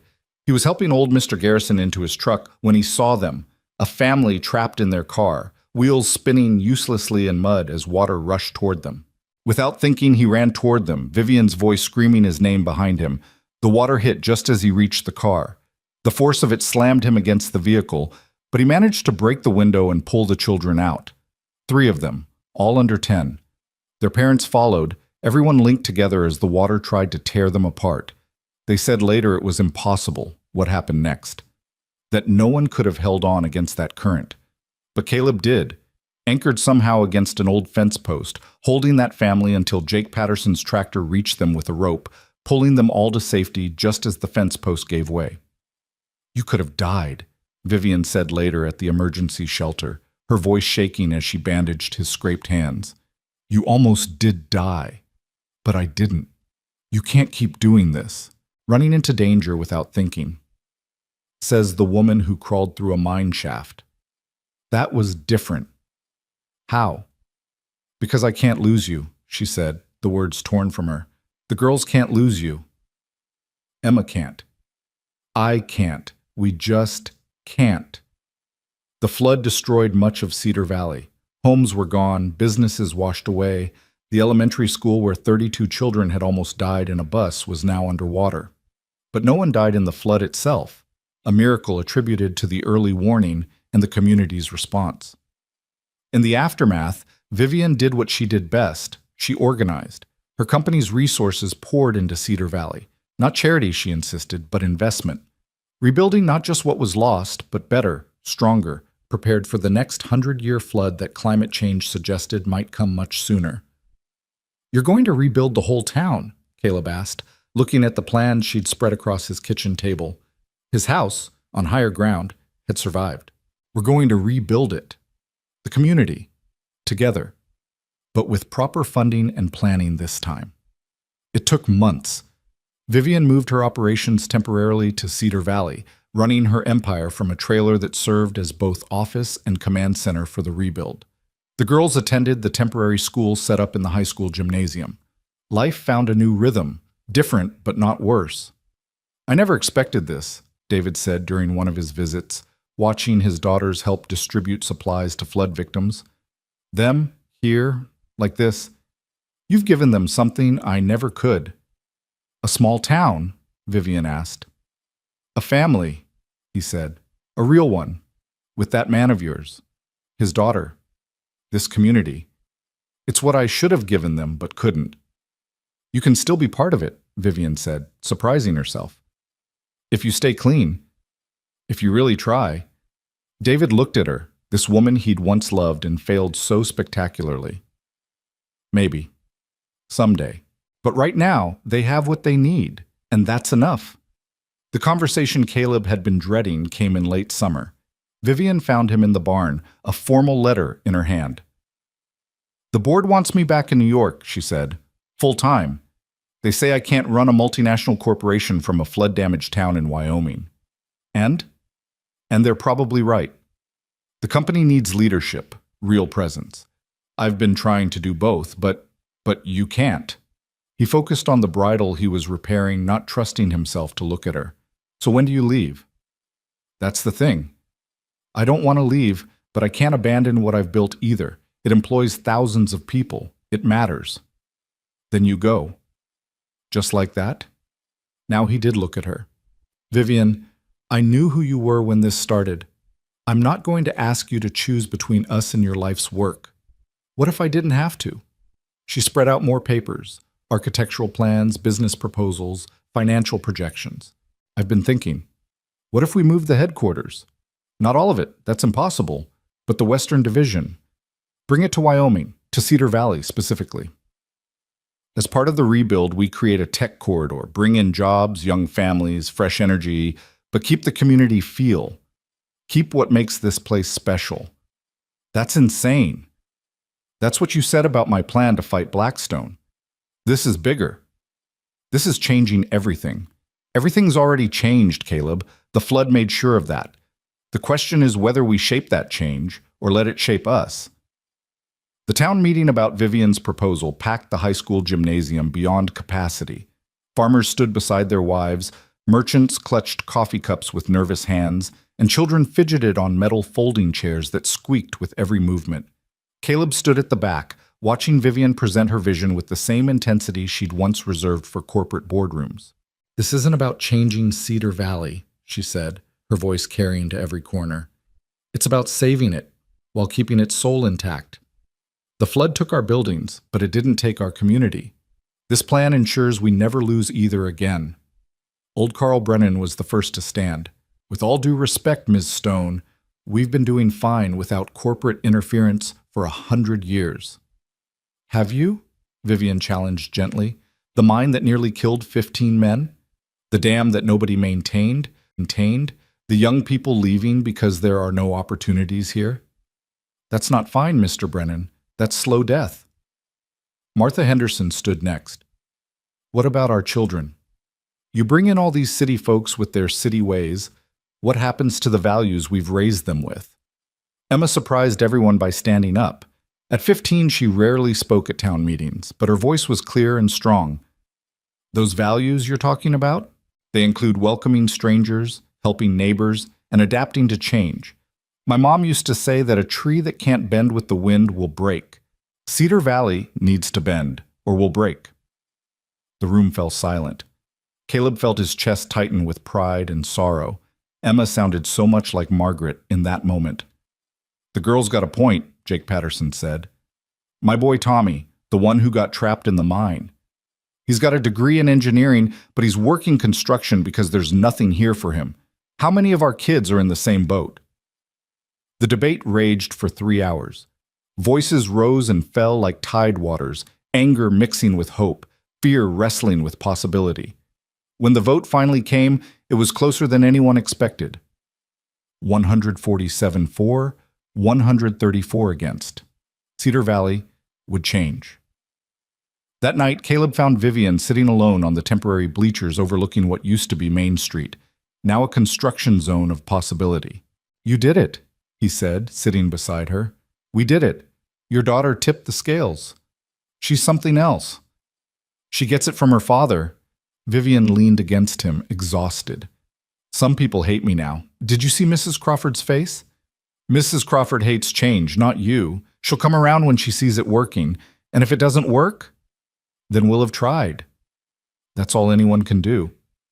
The construction began immediately. Vivian's company moved with corporate efficiency, but she insisted on hiring locally wherever possible. Jake Patterson's construction company got the contract for the new community center. Mike Chen's restaurant was first to rebuild, with a loan guaranteed by Stone Industries. Even Mrs. Crawford's skepticism softened when her grandson got hired as a project coordinator. But success brought its own complications. The first wave of new residents arrived in September. Young professionals from Denver and San Francisco, drawn by generous relocation packages and the promise of small-town life with big city amenities. They drove Teslas and ordered oat milk lattes at the new coffee shop that opened where Henderson's General Store used to be. "It's not the same," Martha said to Caleb one morning, watching a young couple in matching athletic wear jog past with their designer dog. "Different doesn't mean worse. Doesn't mean better either." The tension came to a head at the Harvest Festival. It had been a Cedar Valley tradition for 70 years, pie contests, square dancing, a parade of tractors down Main Street. This year, the new residents wanted to add a craft beer garden and a folk music festival. "Folk music, Carl Brennan spluttered at the planning meeting. "We've got both kinds of music here, country and western." "Why not have both?" Lily suggested. She and Rose had taken to attending town meetings with their mother, absorbing civic engagement like sponges. Old stuff and new stuff together? From the mouths of babes, Vivian murmured, but loud enough for everyone to hear. The Compromise Festival was awkward at first. The craft beer garden sat half empty while the traditional beer tent overflowed. The folk musicians played to scattered applause while the local country band had people line dancing in the streets. But then something magical happened. Emma and her friends, the bridge generation between old and new, started moving between both venues, dragging their parents along. By nightfall, Carl Brennan was teaching a software developer from Seattle how to two-step, while Mrs. Crawford was grudgingly admitting that the artisanal cheese wasn't half bad. "Look at that," Vivian said to Caleb as they watched the two communities slowly blend. "It's working." "It's starting to," he corrected. "Real change takes time." That time was tested when Richard Blackstone arrived unexpectedly in November. He stood in Caleb's doorway like a corporate ghost, his $1,000 shoes incongruous with the muddy ranch yard. "Mr. Ward, we need to talk about Vivian. She's at the office. I know where she is. I came to see you." Blackstone looked around, taking in the modest house, the worn furniture, the pictures of Margaret still on the mantel. "You love her." It wasn't a question, but Caleb answered anyway. "Yes." "Then you need to know what's coming. The board is planning a coup. They've been buying shares quietly, building a coalition. They think she's lost her mind, pouring resources into this town, trying to run a global company from rural Wyoming. They're going to force her out." "Why are you telling me this?" "Because she won't listen to me. We may be business allies now, but there's too much history. But she trusts you. She needs to strike first, or she'll lose everything she's built. Everything except what matters." Blackstone's smile was sharp, spoken like someone who's never had everything to lose. "She built that company from nothing, Mr. Ward. It's not just money. It's her identity, her legacy, her power to make change. Without it, she's just another rich divorced mother in a small town." "You don't know her at all." "I know her better than you think. I know she's brilliant and ruthless when she needs to be. I know she's been softened by this place, by you, by those girls. And I know that in business, soft means dead." After Blackstone left, Caleb drove to the temporary office complex where Vivian worked. He found her in conference with a dozen screens showing different international markets, her face illuminated by blue light and stress. "Blackstone came to see me," he said without preamble. Her fingers stilled on the keyboard. "What did he want?" "To warn us. The board is moving against you." "I know." She turned to face him, and he saw exhaustion written in every line of her face. "I've known for weeks. The question is what to do about it." "Fight back." "Isn't that what you do? Is it what you want me to do?" "Because fighting back means leaving, Caleb. It means going to New York, to London, to Tokyo. It means boardroom battles and hostile takeovers and all the things I was trying to leave behind. But not forever." "How do you know?" "These things escalate. One battle leads to another. I could be gone for months, maybe years, fighting to keep control." She stood, pacing to the window that overlooked the construction site. "Or I could let it go. Cash out my shares, take the golden parachute. We'd have more money than we could spend in 10 lifetimes." "But it wouldn't be yours anymore?" "No. And all the people who depend on me, on my vision for the company, they'd be vulnerable." She pressed her forehead against the glass. 20,000 employees, Caleb. That's how many people I'm responsible for." "Then you fight." She turned to look at him, surprise evident. "Even if it means losing what we have here, we'll still be here when you get back. That's what you do when you love someone. You support their battles, even when it takes them away. Margaret was lucky to have you. I'm the lucky one. Twice now." The next morning, Vivian was gone. She left a note for the girls, a longer letter for Caleb, and flew to New York on the company jet. The battle for control of Stone Industries had begun. The weeks that followed tested everyone.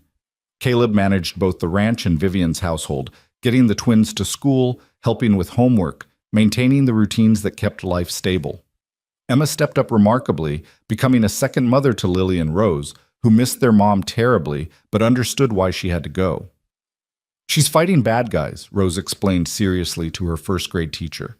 Corporate bad guys, which are worse than regular bad guys because they wear suits. Vivian called every night, her face appearing on the tablet screen, looking increasingly tired but determined. She'd explain the day's battles in terms the girls could understand, a game of chess where she had to protect her pieces while capturing the opponent's king. "Are you winning?" Lily always asked. "I'm surviving," Vivian would answer. Sometimes that's the same thing. The town rallied around Caleb and the girls. Martha Henderson brought casseroles. Jake Patterson helped with ranch work. Even Mrs. Crawford, the eternal skeptic, offered to babysit when needed. Cedar Valley had adopted them all, making them family in the way only small towns could. David arrived for his December visit to find his daughters in the middle of a Christmas cookie production line, flour everywhere, carols playing, Emma conducting the chaos with patient humor. "Where's Vivian?" he asked Caleb. "Fighting for her company." David watched his daughters, happy despite their mother's absence, integrated into this patchwork family. "You're good for them, for all of them." "They're good for us too." "I'm moving to Cheyenne," David said suddenly. "Got a job at a treatment center, counseling others in recovery. I want to be closer, but not intrusive." "That's good, David." "Really? I owe you an apology for what my lawyer said in court about you and your daughter. It was cruel and wrong. You were fighting for your kids." "I understand that." "You really do, don't you?" David extended his hand. "Take care of them. All of them." The call came on December 20th, just as snow began falling heavily enough to close roads. Vivian appeared on the screen, and for the first time in weeks, she was smiling. "I won," she said simply. "It's over. I'm coming home." The storm that had closed the roads cleared by morning, leaving Cedar Valley blanketed in pristine white. The girls bounced with excitement, making welcome home signs and arguing about whether to make chocolate cake or vanilla for their mother's return. "Both," Emma decided. "We'll make both."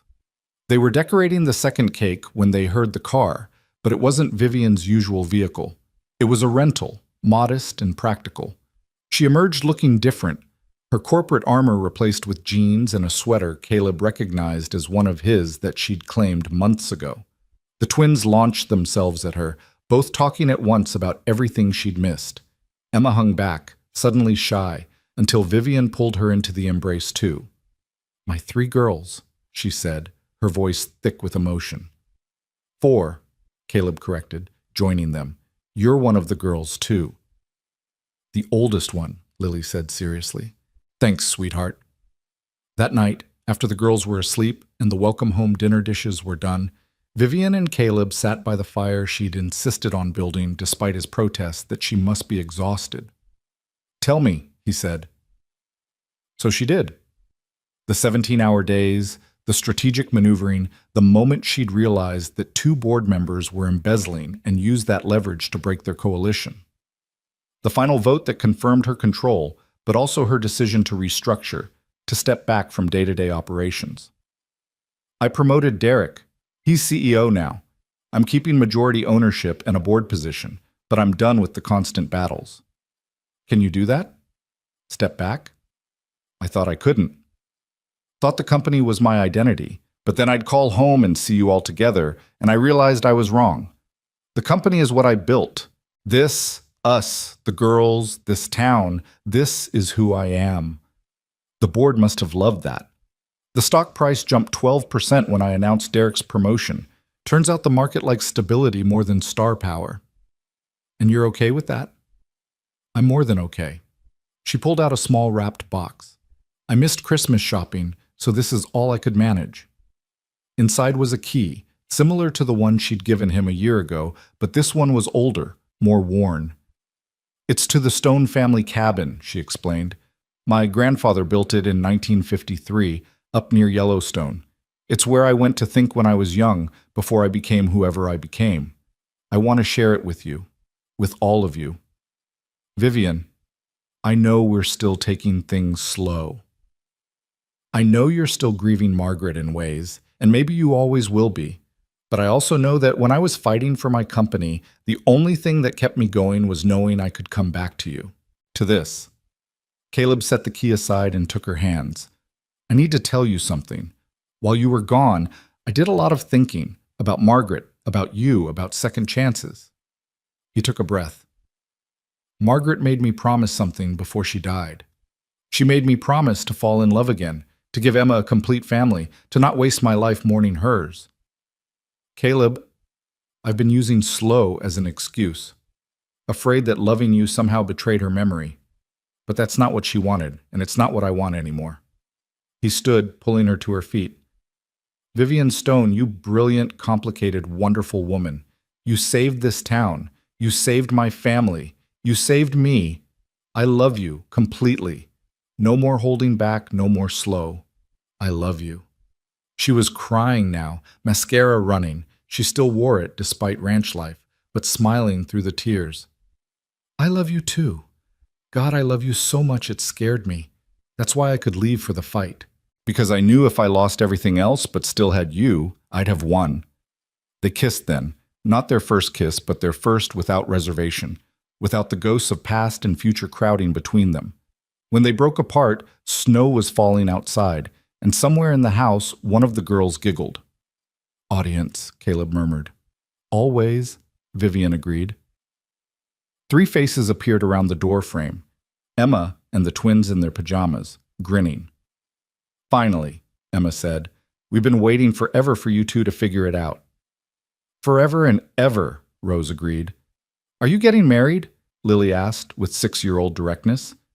Vivian looked at Caleb, who looked back at her, and something passed between them, a whole conversation in a glance. Someday, Caleb said, when the time is right. Soon, though, Vivian added, because Martha Henderson won't leave us alone until we do. She's already planning the wedding, Emma informed them. She has a whole notebook. Of course she does, Caleb groaned. They all piled onto the couch, the 5 of them, watching snow fall and the fire burn down to embers. It wasn't the family any of them had planned, but it was theirs, forged in crisis and strengthened by choice. Mom would have loved this, Emma said quietly, and for once mentioning Margaret didn't bring sadness but warmth. Yes, Caleb agreed. She would have. The new year brought its own challenges. The integration of old and new Cedar Valley continued with bumps and occasional collisions. The spring brought David closer, his visits now weekly, his sobriety holding firm. He even started dating Sarah from the bank, the same woman Caleb had tried to date years ago, and somehow that felt right, like circles completing. The ranch expanded with Vivian's investment, not charity, but partnership, she insisted. They bought the adjacent land, brought in new breeding stock, turned what had been a survival operation into something thriving. Caleb hired help for the first time, young people from both old and new Cedar Valley, creating jobs and connections. Emma started her senior year with college applications that no longer seemed impossible. The twins entered 2nd grade reading at a 4th grade level, their quick minds challenged by teachers who suddenly had resources they'd never dreamed of.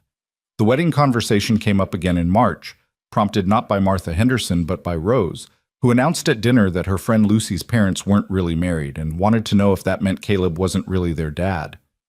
I'm not your biological dad, Caleb said carefully, but family isn't just about biology. But you could be our real dad if you married Mom, Lily said logically. I'm already your real dad in every way that matters, Caleb said. A piece of paper doesn't change that. But it would be nice, Emma added, surprising everyone. The paper. The ceremony. The officialness of it all.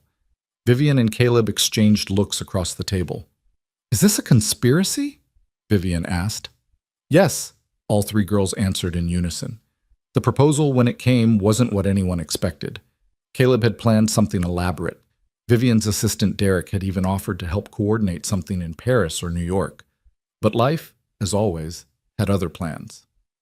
They were in the barn, dealing with the difficult foaling.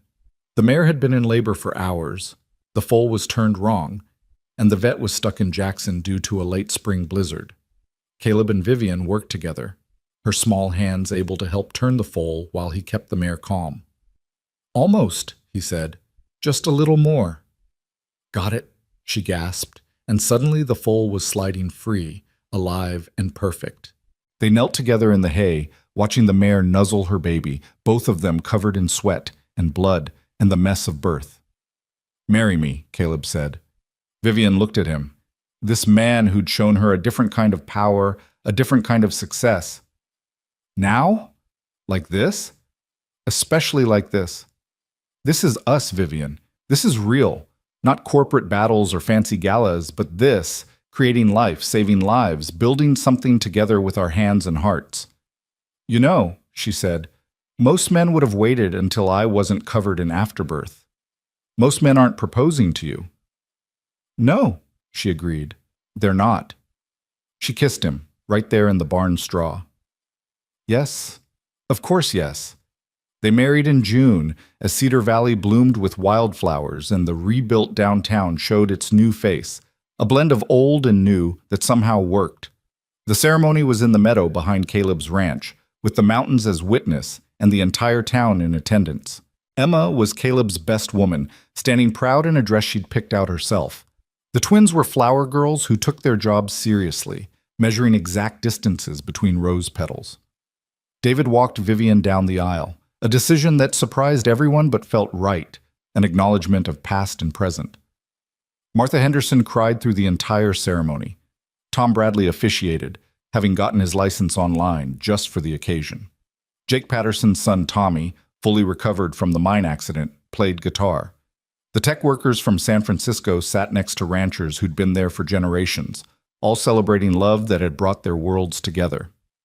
"Do you, Vivian Stone, take this rancher, this father, this impossibly stubborn man who saves everyone but himself, to be your husband?" "I do," Vivian said, her voice carrying clear across the meadow. "Do you, Caleb Ward, take this CEO, this mother, this force of nature who changed everything just by showing up, to be your wife?" "I do," Caleb said, his eyes never leaving hers. "Then by the power vested in me by the state of Wyoming and this website I found, I pronounce you husband and wife." They kissed as the crowd erupted. The mountains echoed with cheers, and somewhere high above, an eagle circled as if Margaret herself was watching, approving, celebrating the family that had grown from loss into something beautiful. The reception lasted until dawn, with dancing that mixed country two-step with techno beats, barbecue beside sushi, and children running wild through the summer night. Richard Blackstone, who'd flown in from New York, was teaching Mrs. Crawford to tango. Derek was deep in conversation with Carl Brennan about fishing spots. The two Cedar Valleys had become one. "Look at what we built," Vivian said to Caleb as they swayed to a slow song, both too tired and too happy to do more than hold each other. "We didn't build it," he said. "It built itself. We just got out of the way." "Is that your secret? Getting out of the way? That's our secret. Knowing when to fight and when to let things grow." As the sun rose over the Tetons, painting the world gold and pink, the newlyweds stood with their 3 daughters, watching their guests slowly depart. The ranch was littered with the debris of celebration, but no one moved to clean it yet. "What now?" Emma asked. "Now we live happily ever after," Rose said with certainty. "That's just in stories," Lily corrected. "No," Vivian said, pulling all of them closer. "Sometimes it's in real life too. You just have to be brave enough to choose it. And stubborn enough to keep it," Caleb added. They walked back to the house together, the 5 of them, as morning touched Cedar Valley with the promise of all the days to come. Behind them, the meadow held the echo of celebration. Ahead, their home waited, no longer a place of loss but of gathering, no longer just survival but abundance. In the barn, the foal born in the proposal's moment stood on steady legs. In the garden, vegetables planted by many hands pushed through soil. In the town below, old and new woke to another day of becoming something neither had been before, but both could be proud of. "You know what?" Emma said as they reached the porch. "Mom was right." "About what?" Caleb asked. "About second chances. About love finding a way. About family being bigger than blood." She looked at her new stepmother and sisters. "About all of it." "Yes," Caleb agreed, his arm around Vivian, his daughters, all 3 of them, safe and home. She was right about all of it. The screen door closed behind them with a gentle snap, shutting out the world for just a moment, holding them in the warmth of chosen family, earned peace, and love that had conquered more than any of them had thought possible. The first crisis of their married life came just 3 weeks after the wedding. Caleb woke to find Vivian sitting at the kitchen table at 3 in the morning, laptop open, face illuminated by spreadsheets that meant nothing good at that hour. "What's wrong?" he asked, though he could guess. Even in stepping back, she couldn't fully let go of her company. "There's been an accident. One of our factories in Malaysia, 12 workers injured, 2 critical." She looked up, and he saw the weight of responsibility crushing her.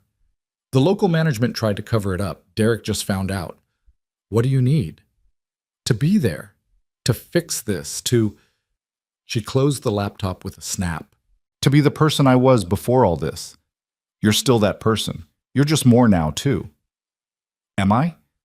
"Because that person would already be on a plane. That person wouldn't be thinking about leaving her daughters, about missing Emma's college visits, about abandoning everything we're building here." Caleb sat beside her, taking her hands. "That person also didn't have a partner to share the load. Go, fix this. We'll be here when you get back." "Just like that?" "Just like that. That's what marriage means. Your fights are my fights, remember?"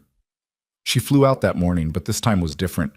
She video called from the plane, from the factory, from the hospital where she sat with injured workers. The girls sent her drawings. Emma texted updates about college applications. Caleb sent photos of the ranch at sunset, reminding her what waited at home. She was gone 8 days, returning with changes implemented, compensation arranged, and a new safety protocol that would become the industry standard. But she also returned different, more integrated, having learned to be both CEO and wife, mother and leader, without sacrificing either. "I figured something out," she told Caleb that night. "I don't have to choose between versions of myself. I just have to be all of them in balance." That sounds exhausting. It's liberating. Summer turned to fall with a harvest that exceeded everyone's expectations. The ranch's organic certification came through, opening new markets.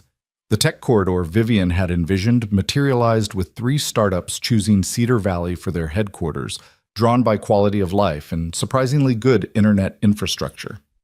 Emma's college acceptances started arriving in October. Yale, Stanford, Princeton. The girl who'd once worried about affording state school now had her pick of the Ivy League. "I can't accept these," she said, staring at the letters spread across the kitchen table. "The tuition alone is covered," Vivian interrupted gently. "Education fund, remember? Same one the twins have. That's for your daughters." "You are my daughter," Vivian said firmly, "in every way that matters, have been since the day you stood up at that town meeting and defended my plan." Emma looked at Caleb, who nodded. "She's right, sweetheart. Family is family." "Then I want to go to Colorado State," Emma said, surprising them both. "They have the best veterinary program in the region, and it's close enough to come home on weekends. This place, this family, I don't want to be across the country from it." "You should choose the best school," Vivian started, then stopped herself. "No, you're right. You should choose the best life. And sometimes that's not about prestige." "Mom would have said the same thing," Emma said, and it was the first time she'd mentioned Margaret to Vivian without awkwardness. The twins were thriving in ways that surprised everyone. Rose had discovered a talent for mathematics that had her teacher recommending advanced programs. Lily, always the bolder one, had started a business selling eggs from the chickens she'd convinced Caleb to let her raise, complete with a business plan that would have impressed Vivian's board. "She's 7, Caleb said, watching Lily negotiate prices with Martha Henderson. "Should 7-year-olds be this capitalistic?" "She's learning value, negotiation, and responsibility," Vivian said. "Besides, look at her face. She's having fun." "She just talked Martha up 50 cents a dozen. That's my girl." But not everything was smooth progress. David's increasing presence caused unexpected ripples. He'd been sober 18 months now, steady in his job, reliable with visits. The girls had started to trust him, even love him in the careful way children love parents who've hurt them before. The issue came to a head at the twins' school Christmas pageant. Both parents were there, all 3, really, since Caleb had become as much their father as anyone. When Rose forgot her lines on stage, she looked into the audience and called out, "Daddy, what comes next?" Both Caleb and David started to answer, The moment hung suspended, awkward, and painful, until David stepped back with a small nod. It was Caleb who coached Rose through her line, Caleb she ran to after the show. "That was hard," Vivian said to David afterward. "But right," he replied. "They're his kids now. I'm just grateful to still be part of it. You're their father. That never changes." "No, but what it means does. And right now, it means knowing when to step forward and when to step back." Winter arrived with a vengeance that year, dropping 4 feet of snow in a single December storm. The power went out for 3 days, and the Ward Ranch became a refuge for neighbors whose generators had failed. 17 people crowded into the house, sleeping in shifts, sharing meals cooked on the wood stove, telling stories by candlelight. "This is actually nice," one of the tech workers, a young woman named Priya, said as she helped Emma milk the cows by lantern light. "Like camping, but with purpose." "Everything here has purpose," Emma replied. "That's what makes it home." When the power returned, several of the temporary refugees stayed to help with storm cleanup. Old Cedar Valley and New worked side by side, and somewhere in those 3 days of forced proximity, the last walls came down. They weren't two communities anymore. They were one. Spring brought unexpected news. Richard Blackstone called with an opportunity that would change everything. "There's a company in Denver," he told Vivian over video call, with Caleb listening in. "Agricultural technology. They've developed drought-resistant crops that could revolutionize farming in climate-affected areas. They need investment and guidance. I thought of you." "I'm not really in acquisition mode right now, Richard." "Not acquisition. Partnership. You'd be majority stakeholder, but they'd maintain operations. The interesting part?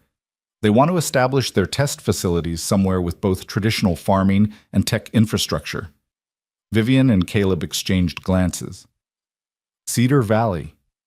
"Cedar Valley," Blackstone confirmed. "It would mean jobs, research facilities, and potentially transforming agriculture for the entire region. But it's a massive undertaking. Everything worth doing is," Vivian said. The town meeting about the agricultural facility was different from previous ones. This time, Vivian and Caleb presented together, true partners in every sense. "This isn't about replacing traditional farming," Caleb explained. "It's about giving our farmers tools to survive droughts, floods, the changes we're all seeing. My grandfather farmed this land. My daughter might farm it too. This ensures there's still land to farm. And jobs," Vivian added. "Research positions for our college graduates. Technical roles for those interested in science. Administrative positions. Construction work building the facilities. This could employ 100 people within 2 years." Old Carl Brennan stood. "What about the land? You planning to concrete over good growing soil?" "The facility would be built on the Hendricks property," Caleb said, referring to a farm that had been abandoned after the flood. 60 acres that aren't coming back to production anyway. We'd be reclaiming dead land, not destroying good earth." The vote was unanimous. Even Mrs. Crawford, eternal skeptic, raised her hand in favor. "Don't let it go to your head," she told Vivian afterward. "I still think you wear too much makeup for a rancher's wife." "And I think you make the best pie in Wyoming," Vivian replied. "Want to supply the facility's cafeteria when it opens?" Mrs. Crawford's eyes widened. "That would be a substantial business." "Yes, it would. I'll think about it." But she was smiling when she walked away. Construction began in April, just as Emma was making her final college decision. She chose Colorado State, as she'd said, but with a twist. She'd been accepted into an accelerated program that would combine veterinary science with agricultural technology. "I want to be part of what's happening here," she explained at dinner. "Not just watching, but contributing. This place, what you're all building, it matters." "Your mother would be so proud," Caleb said, his voice thick. "She is proud," Emma corrected gently. "I can feel it." The facility's groundbreaking ceremony brought media attention from around the country. The story was irresistible. Billionaire CEO and local rancher transforming small-town America through partnership rather than gentrification. Reporters loved the visual of Vivian in designer boots standing next to Caleb in worn jeans, both holding golden shovels. "How do you make it work?" one reporter asked. You're different worlds, different lives. Vivian and Caleb looked at each other, a whole conversation in a glance. We don't have different worlds, Caleb said. We have one world built from both of ours. The secret, Vivian added, is remembering that love isn't about finding someone who fits your life. It's about building a life that fits both of you. As summer peaked, the ranch faced its own transformation. The expanded operation needed more hands, and Caleb found himself in the unexpected position of being a significant employer. He hired a mix of old-timers and newcomers, including Priya, the tech worker who'd helped during the winter storm and discovered she loved farm work more than coding. My parents think I've lost my mind, she said, learning to drive the tractor, giving up a six-figure salary to shovel manure. Have you? Caleb asked. Maybe, but I sleep better now. And I wake up happy. That's worth more than money. Vivian would disagree, he joked. No, Vivian said, appearing with lunch for the workers. Vivian would say money gives you options, but happiness gives you reasons to use them. The twins started third grade that fall with a confidence that amazed their teachers. They'd grown into distinct personalities, Rose quiet and brilliant, Lily bold and entrepreneurial, but they shared an unshakable sense of belonging, of being loved, of having not just a family, but a community. Your daughters are remarkable, the principal told Vivian and Caleb at parent-teacher conferences. All three of them are, Vivian replied, including Emma without hesitation. The first harvest from the agricultural facility's test fields exceeded all projections. The drought-resistant wheat yielded 30% more than traditional varieties with half the water. Farmers from 3 states came to observe, to learn, to hope. This could save us, one farmer from Nebraska said, examining the grain. After 7 years of drought, this could actually save us. That's the idea, Caleb said. But success brought challenges. Other communities wanted their own facilities. Vivian was pulled into expansion discussions, investment meetings, the gravitational pull of empire building that she'd tried to escape. I'm losing you again, Caleb said one evening, finding her on her laptop at midnight for the 4th night running. No, yup, she said, but her protest was weak. Vivian, you can't save every farm in America. But I could try. At what cost? The girls barely saw you this week. Emma's leaving for college in 3 months. These moments, we don't get them back. She closed the laptop, tears in her eyes. It's hard. Saying no when I have the power to say yes. Knowing people need help, and I could provide it. You're providing it. Here, in Cedar Valley. One community at a time. That's enough, Vivian. You're enough. She crawled into his arms, this powerful woman who commanded millions but sometimes needed reminding of her own worth beyond the corporate sphere. How do you do it? She asked. Stay grounded? Stay focused on what matters. I remember Margaret, he said simply. She had 6 months from diagnosis to death. 6 months to teach me that time is the only real currency and love is the only real investment. Everything else is just noise. Emma's graduation day dawned perfect, clear skies and warm sun. The entire extended family attended. Caleb and Vivian, the twins, David and Sarah, now engaged. Martha Henderson, who claimed grandmother privileges. Half of Cedar Valley, really. As Emma walked across the stage, Caleb saw Margaret in her smile, in her grace, in her determined stride toward the future.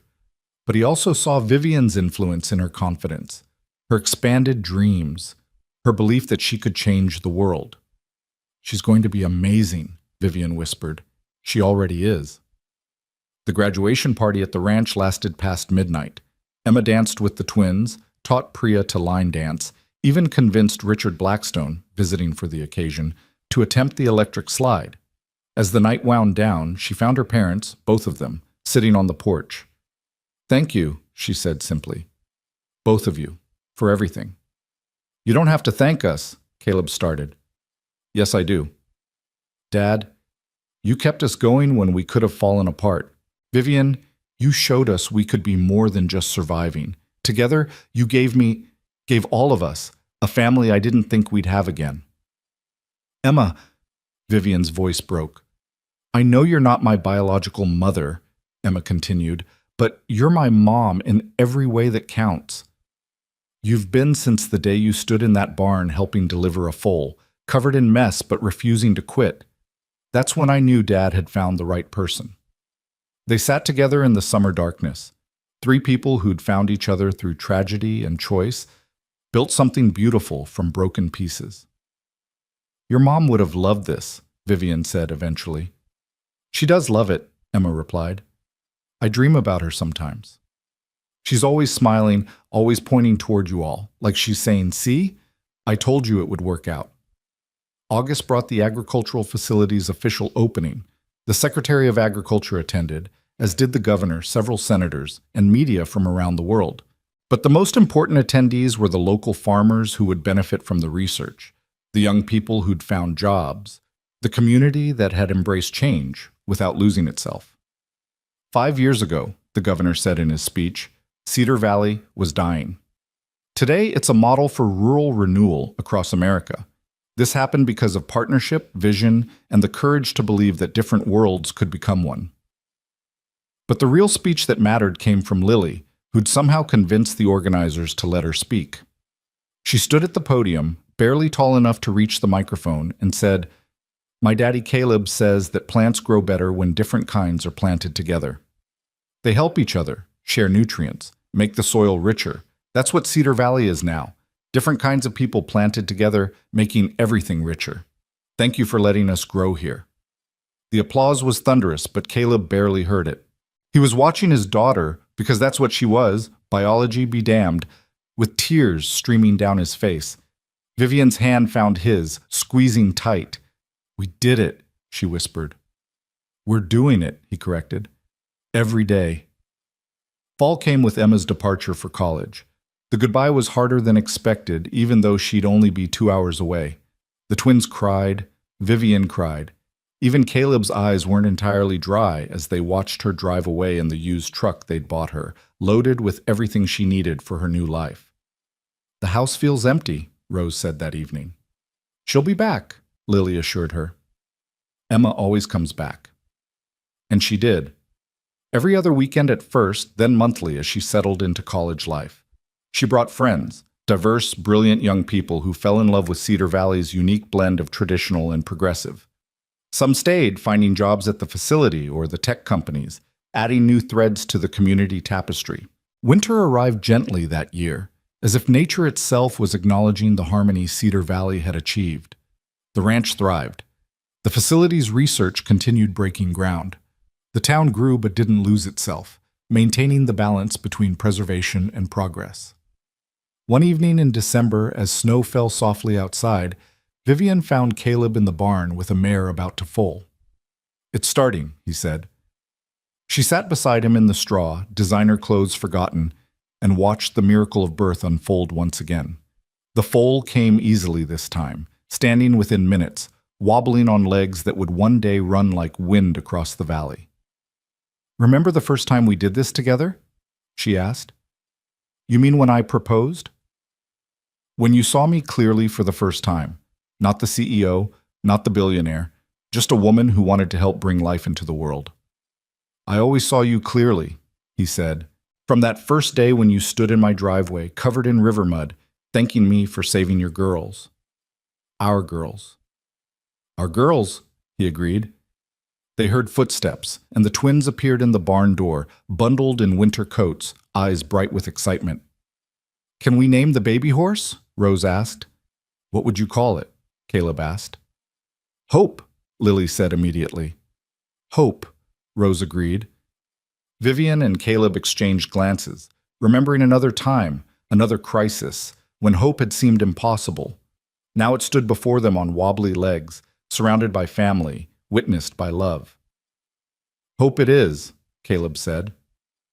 As they walked back to the house together, the twins chattering about the foal, snow painting the world clean and new, Caleb thought about the journey that had brought them here. A bus accident, a flood, a mine collapse, corporate battles. Each crisis had built them stronger, brought them closer, made them more. What are you thinking? Vivian asked, noting his quiet smile. About how Margaret always said the best things grow from the hardest ground. She was right. She usually was. They reached the house to find Emma's truck in the driveway, home for winter break a day early. She stood on the porch with someone, a young man from her program, shy smile, gentle eyes. "Mom, Dad," she called out, and both Caleb and Vivian answered because that's who they were now. "This is Marcus. I wanted you to meet him." The twins immediately began interrogating the poor boy. Vivian started planning dinner. Caleb shook Marcus's hand, seeing in the young man's nervous respect an echo of himself at that age, meeting Margaret's father for the first time. Life was circular, he realized.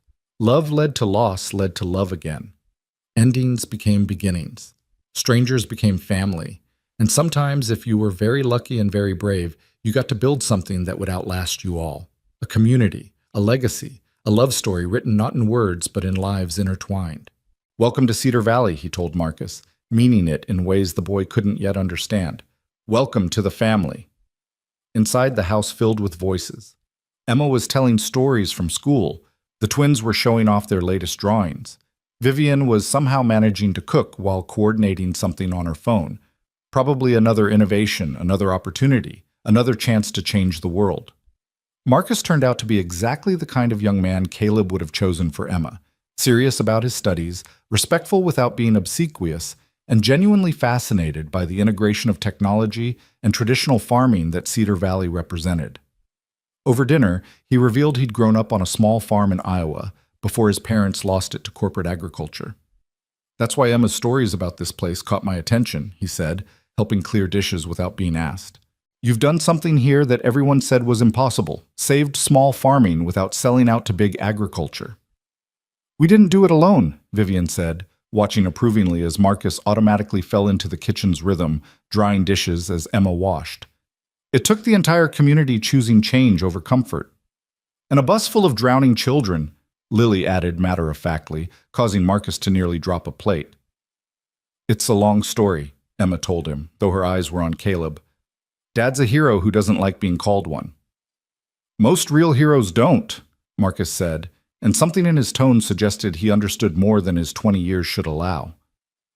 That night, after Marcus had been settled in the guest room and the twins finally stopped interrogating him about his intentions toward their sister, Caleb found Vivian standing at their bedroom window, watching snow fall steadily across the ranch.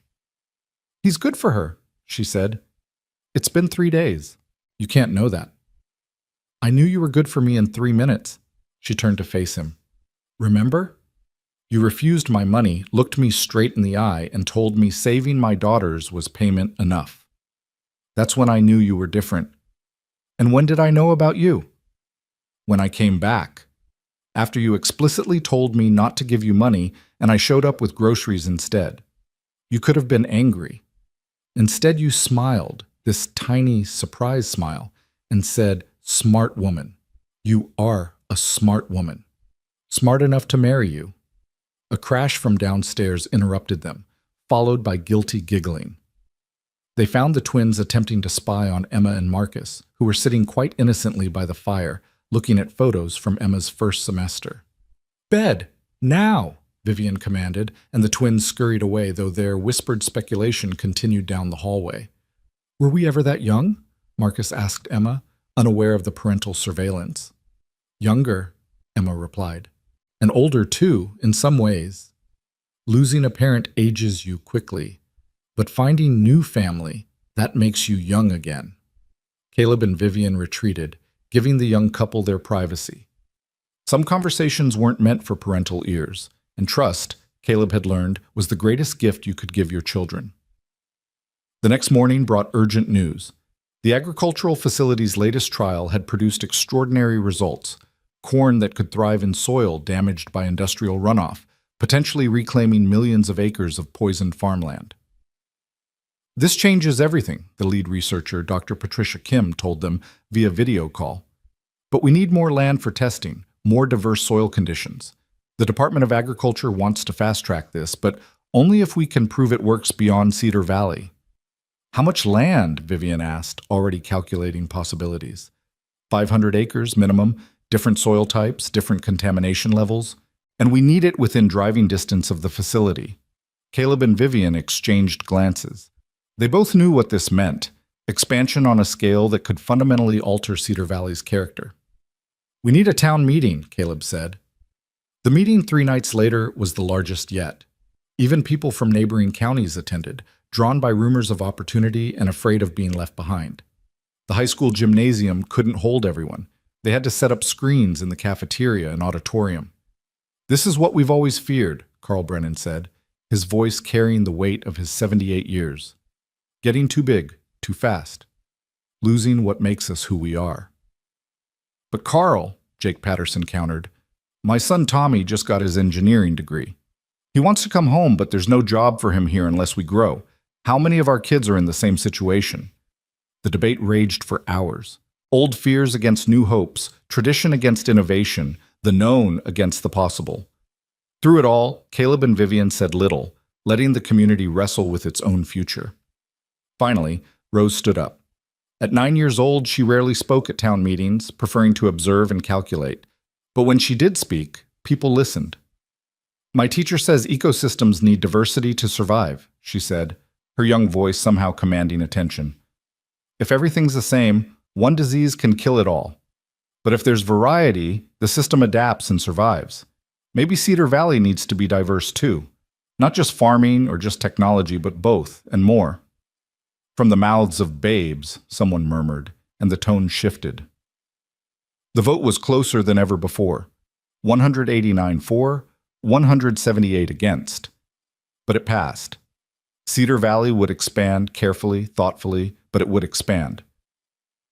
"You know what this means," Vivian told Caleb that night. "We're not just transforming one town anymore. We're creating a model for rural America." No pressure then. All the pressure. But we've handled worse. The land acquisition proved complicated. Most farmers weren't willing to sell, even with generous offers. It was Marcus, surprisingly, who provided the solution. "What if they don't sell?" he suggested over breakfast. "What if they lease the land for testing, maintain ownership, and share in the profits if the crops succeed?" Emma beamed at him. "That's brilliant." "It's fair," Marcus corrected. "Farmers keep their heritage. The facility gets its testing grounds. Everyone benefits." Vivian was already pulling out her phone, calling lawyers and accountants. Within a week, she'd structured a deal that would become a Harvard Business School case study. The Cedar Valley Cooperative, where land remained in family hands, but resources were pooled for research and development. "Your boyfriend's smart," Lily told Emma. "He's not my—" "He held your hand during movie night and looked at you like Daddy looks at Mom," Rose added. Emma blushed, but didn't deny it. Spring arrived with unusual drama. A late blizzard in April trapped half the town, including a group of potential investors Vivian had been courting for the facility's expansion. They were city people, unused to nature's violence, and the 3 days they spent stranded at the ranch changed everything. "This is insane," one investor, a hedge fund manager named Robert, said as he helped Caleb deliver a calf in the barn. "I manage billions of dollars, and here I am, covered in afterbirth, in the middle of nowhere."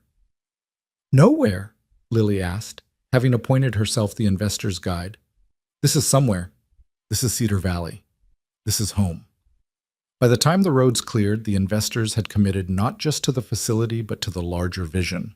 They'd seen the community come together during crisis, watched neighbors share generators and food, witnessed the ranch operate as a refuge for anyone in need. "It's not about the money," Robert told Vivian as he prepared to leave. "It's about being part of something real." "Do you know how rare that is in our world?" "I do now," Vivian replied, thinking of all the boardrooms she'd conquered that felt less significant than one successful calving in a barn. Emma graduated college in 3 years instead of 4, driven by purpose and aided by advanced placement credits. Her thesis on integrated agricultural systems caught the attention of the USDA, who offered her a position that would let her work from Cedar Valley while traveling to implement similar programs nationally. "I want to do what you and Mom did here," she told Caleb the day she graduated. "But everywhere. That's ambitious. I learned from the best." Marcus had graduated too, and his proposal to Emma came as a surprise to no one except Emma herself. He did it in the barn naturally, where Caleb had proposed to Vivian, with the same mix of chaos and beauty that defined Cedar Valley life. "Yes," Emma said through tears.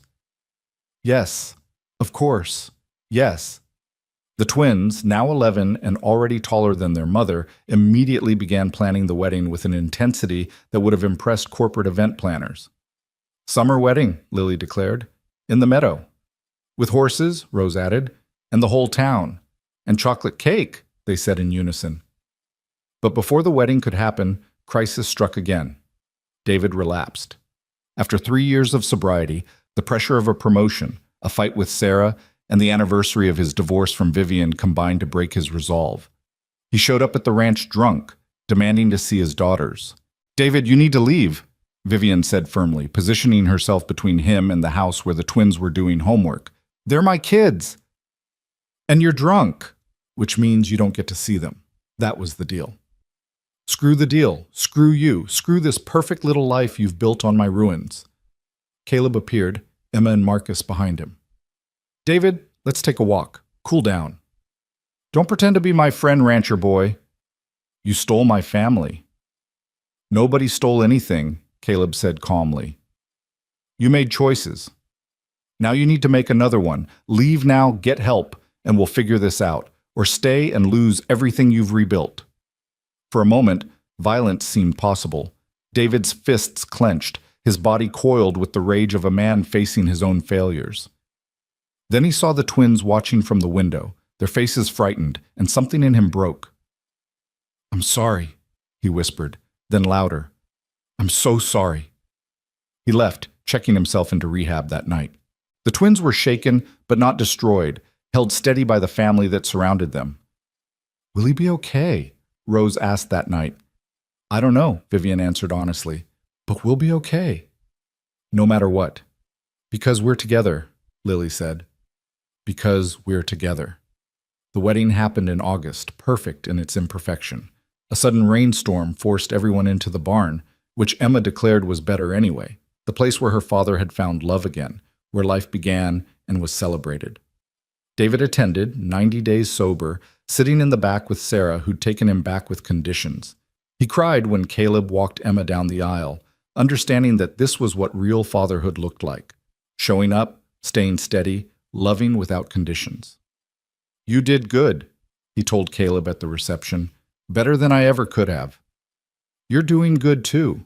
Recovery isn't a straight line." "No, but having something to recover for helps." He watched his daughters dancing with their sister, laughing as Marcus attempted to learn the twins' complicated TikTok choreography. "Thank you for keeping them safe. For being the father I couldn't be." "You're their father too. That's never changed." Richard Blackstone, who'd somehow become a regular fixture at family events, gave a speech that surprised everyone with its emotion. "I've conquered corporations, destroyed competitors, built empires," he said, champagne glass raised. "But watching this family, this community, build something from love rather than leverage, it's taught me there are different kinds of power, better kinds." To Emma and Marcus, may you build what Caleb and Vivian have, a love that transforms everything it touches. As fall arrived, the agricultural facility announced its breakthrough had been confirmed. The contamination-resistant crops worked everywhere they'd been tested. The technology would be open-sourced, available to any farmer who needed it, a decision that cost Vivian millions in potential profits, but gained her something worth more. "You're insane," one board member told her over video call. "You could have licensed this for billions." "I have billions. What I needed was purpose. This technology will save farms, feed people, restore damaged land. That's worth more than money. The shareholders won't see it that way. Then they can sell their shares. I'll buy them." She did too, taking the company private in a move that shocked Wall Street but made perfect sense to anyone who knew the woman she'd become. Winter came gently, as if recognizing the family needed peace after a year of growth and change.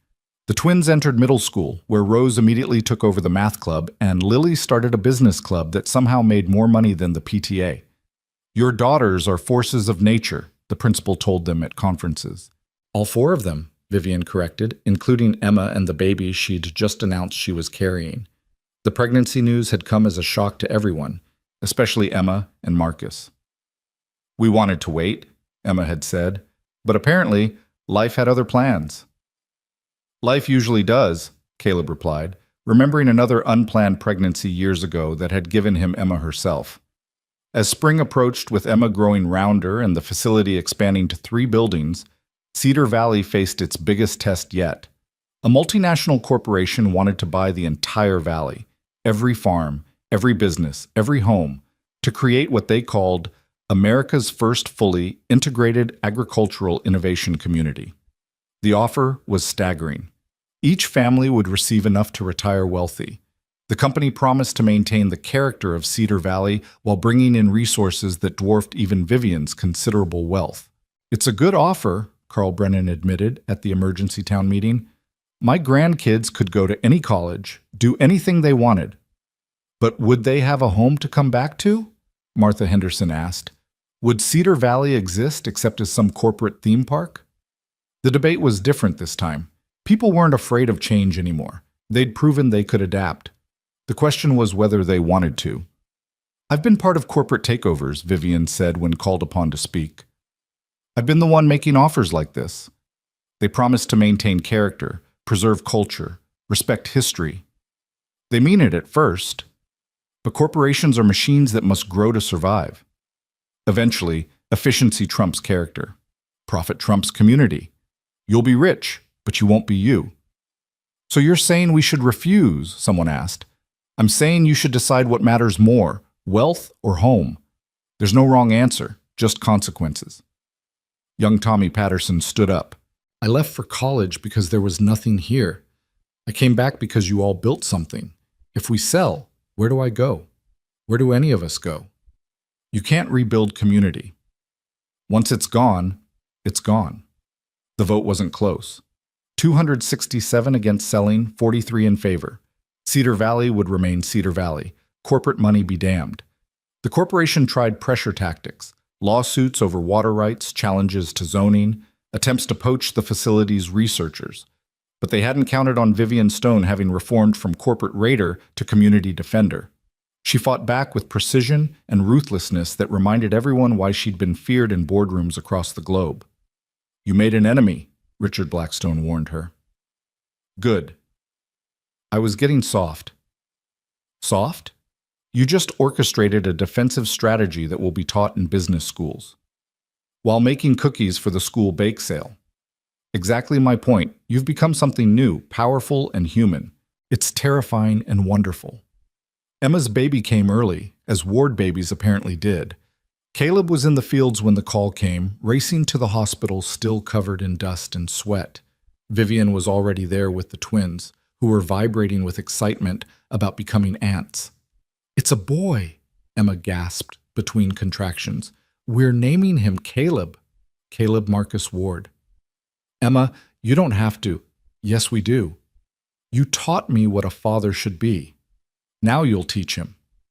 The delivery was long but uncomplicated. When little Caleb finally arrived, screaming and perfect, the room was full, not just of family, but of community. Martha Henderson had somehow talked her way past the nurses. Jake Patterson brought flowers.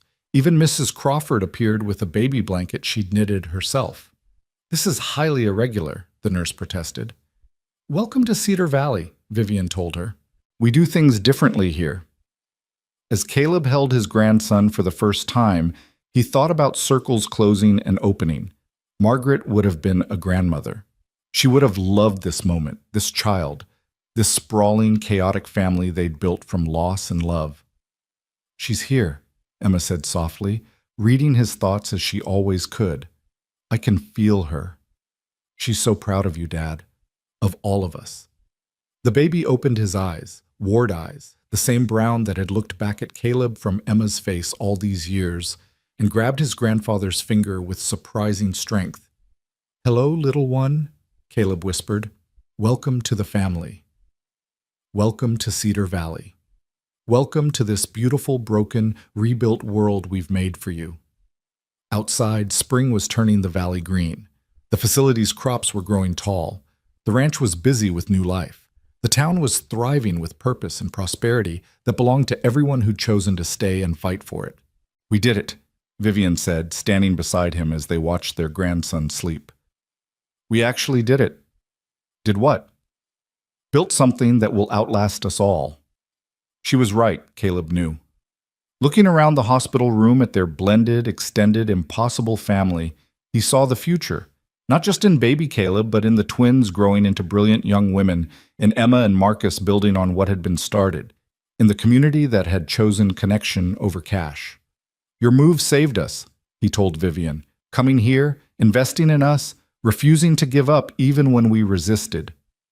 Your love saved me, she countered, showing me there was more to life than conquering. That building together was better than building alone. The twins had fallen asleep in their chairs, exhausted from excitement. Emma was dozing while Marcus held the baby. Outside, Cedar Valley went about its business. Old-timers and newcomers, farmers and technologists, all part of something unprecedented and irreplaceable. What now? Vivian asked. Now we live, Caleb said. We raise this baby. We grow the business. We strengthen the community. We face whatever comes next. Together. Together. A knock at the door interrupted them. Dr. Patricia Kim entered with a tablet, her face bright with excitement. I'm sorry to intrude on the family moment, but I had to tell you immediately. The UN wants to implement our agricultural program in 12 countries. They're calling it the Cedar Valley Protocol. We're going to help feed the world. Emma stirred, having heard despite her exhaustion. Mom's company, Dad's ranch, and now this. We're really changing things, aren't we? Change starts small, Caleb said, looking at his grandson. One person, one choice, one moment of courage. Then it ripples out, touching everything. Like when you jumped into that bus, Vivian added. Like when you came back with groceries. Like when Emma stood up at that first town meeting. Like when the twins chose to trust again after their world fell apart. They were all crying now, happy tears that celebrated not an ending but a continuation. The story that had begun with loss had become about gain, not replacing what was gone, but building something new alongside the memories. I love you all so much, Emma said, reaching for her family. Every complicated, beautiful piece of this puzzle we've made. As the sun set over Cedar Valley, painting the mountains gold, the Wardstone family settled in for the night. Tomorrow would bring new challenges. It always did. The facility would grow, the ranch would evolve, the town would continue its delicate dance between preservation and progress. But tonight, they were complete. A grandfather who'd learned to love again, a CEO who'd learned that power meant more than money, twins who'd gained a father they'd never expected, a daughter who'd found her mother in an unexpected place, a new father holding his son, and a baby who would grow up knowing that family wasn't just about blood, but about choice, commitment, and the courage to build something beautiful from broken pieces. Outside the hospital window, Cedar Valley spread out in the gathering darkness, lights twinkling like stars brought to earth. It had been saved, transformed, reborn through the unlikely love of a rancher and a billionaire, through a community's choice to embrace change without losing itself, through the simple, radical act of people choosing to care for each other. Thank you, Caleb whispered, though whether to Vivian, to God, or to Margaret's memory, he wasn't sure. For what? Vivian asked. For jumping off that cliff into my life. Best fall I ever took, she replied, kissing him softly while their family slept around them, safe and whole and home. The night deepened, wrapping Cedar Valley in darkness that wasn't ending but resting, gathering strength for tomorrow's possibilities. In the agricultural facility, seeds sprouted in test plots that would feed millions. In the ranch's barn, the foal named Hope stood on legs growing stronger by the day. In the town's homes, families settled in for the night, some old, some new, all part of the tapestry that had been woven from crisis and courage. And in the hospital room, 3 generations of a family that shouldn't exist but did anyway kept watch over their newest member, their love a light that would guide him through whatever storms might come, their story a testament to the power of second chances, unexpected connections, and the beautiful impossibility of love conquering all.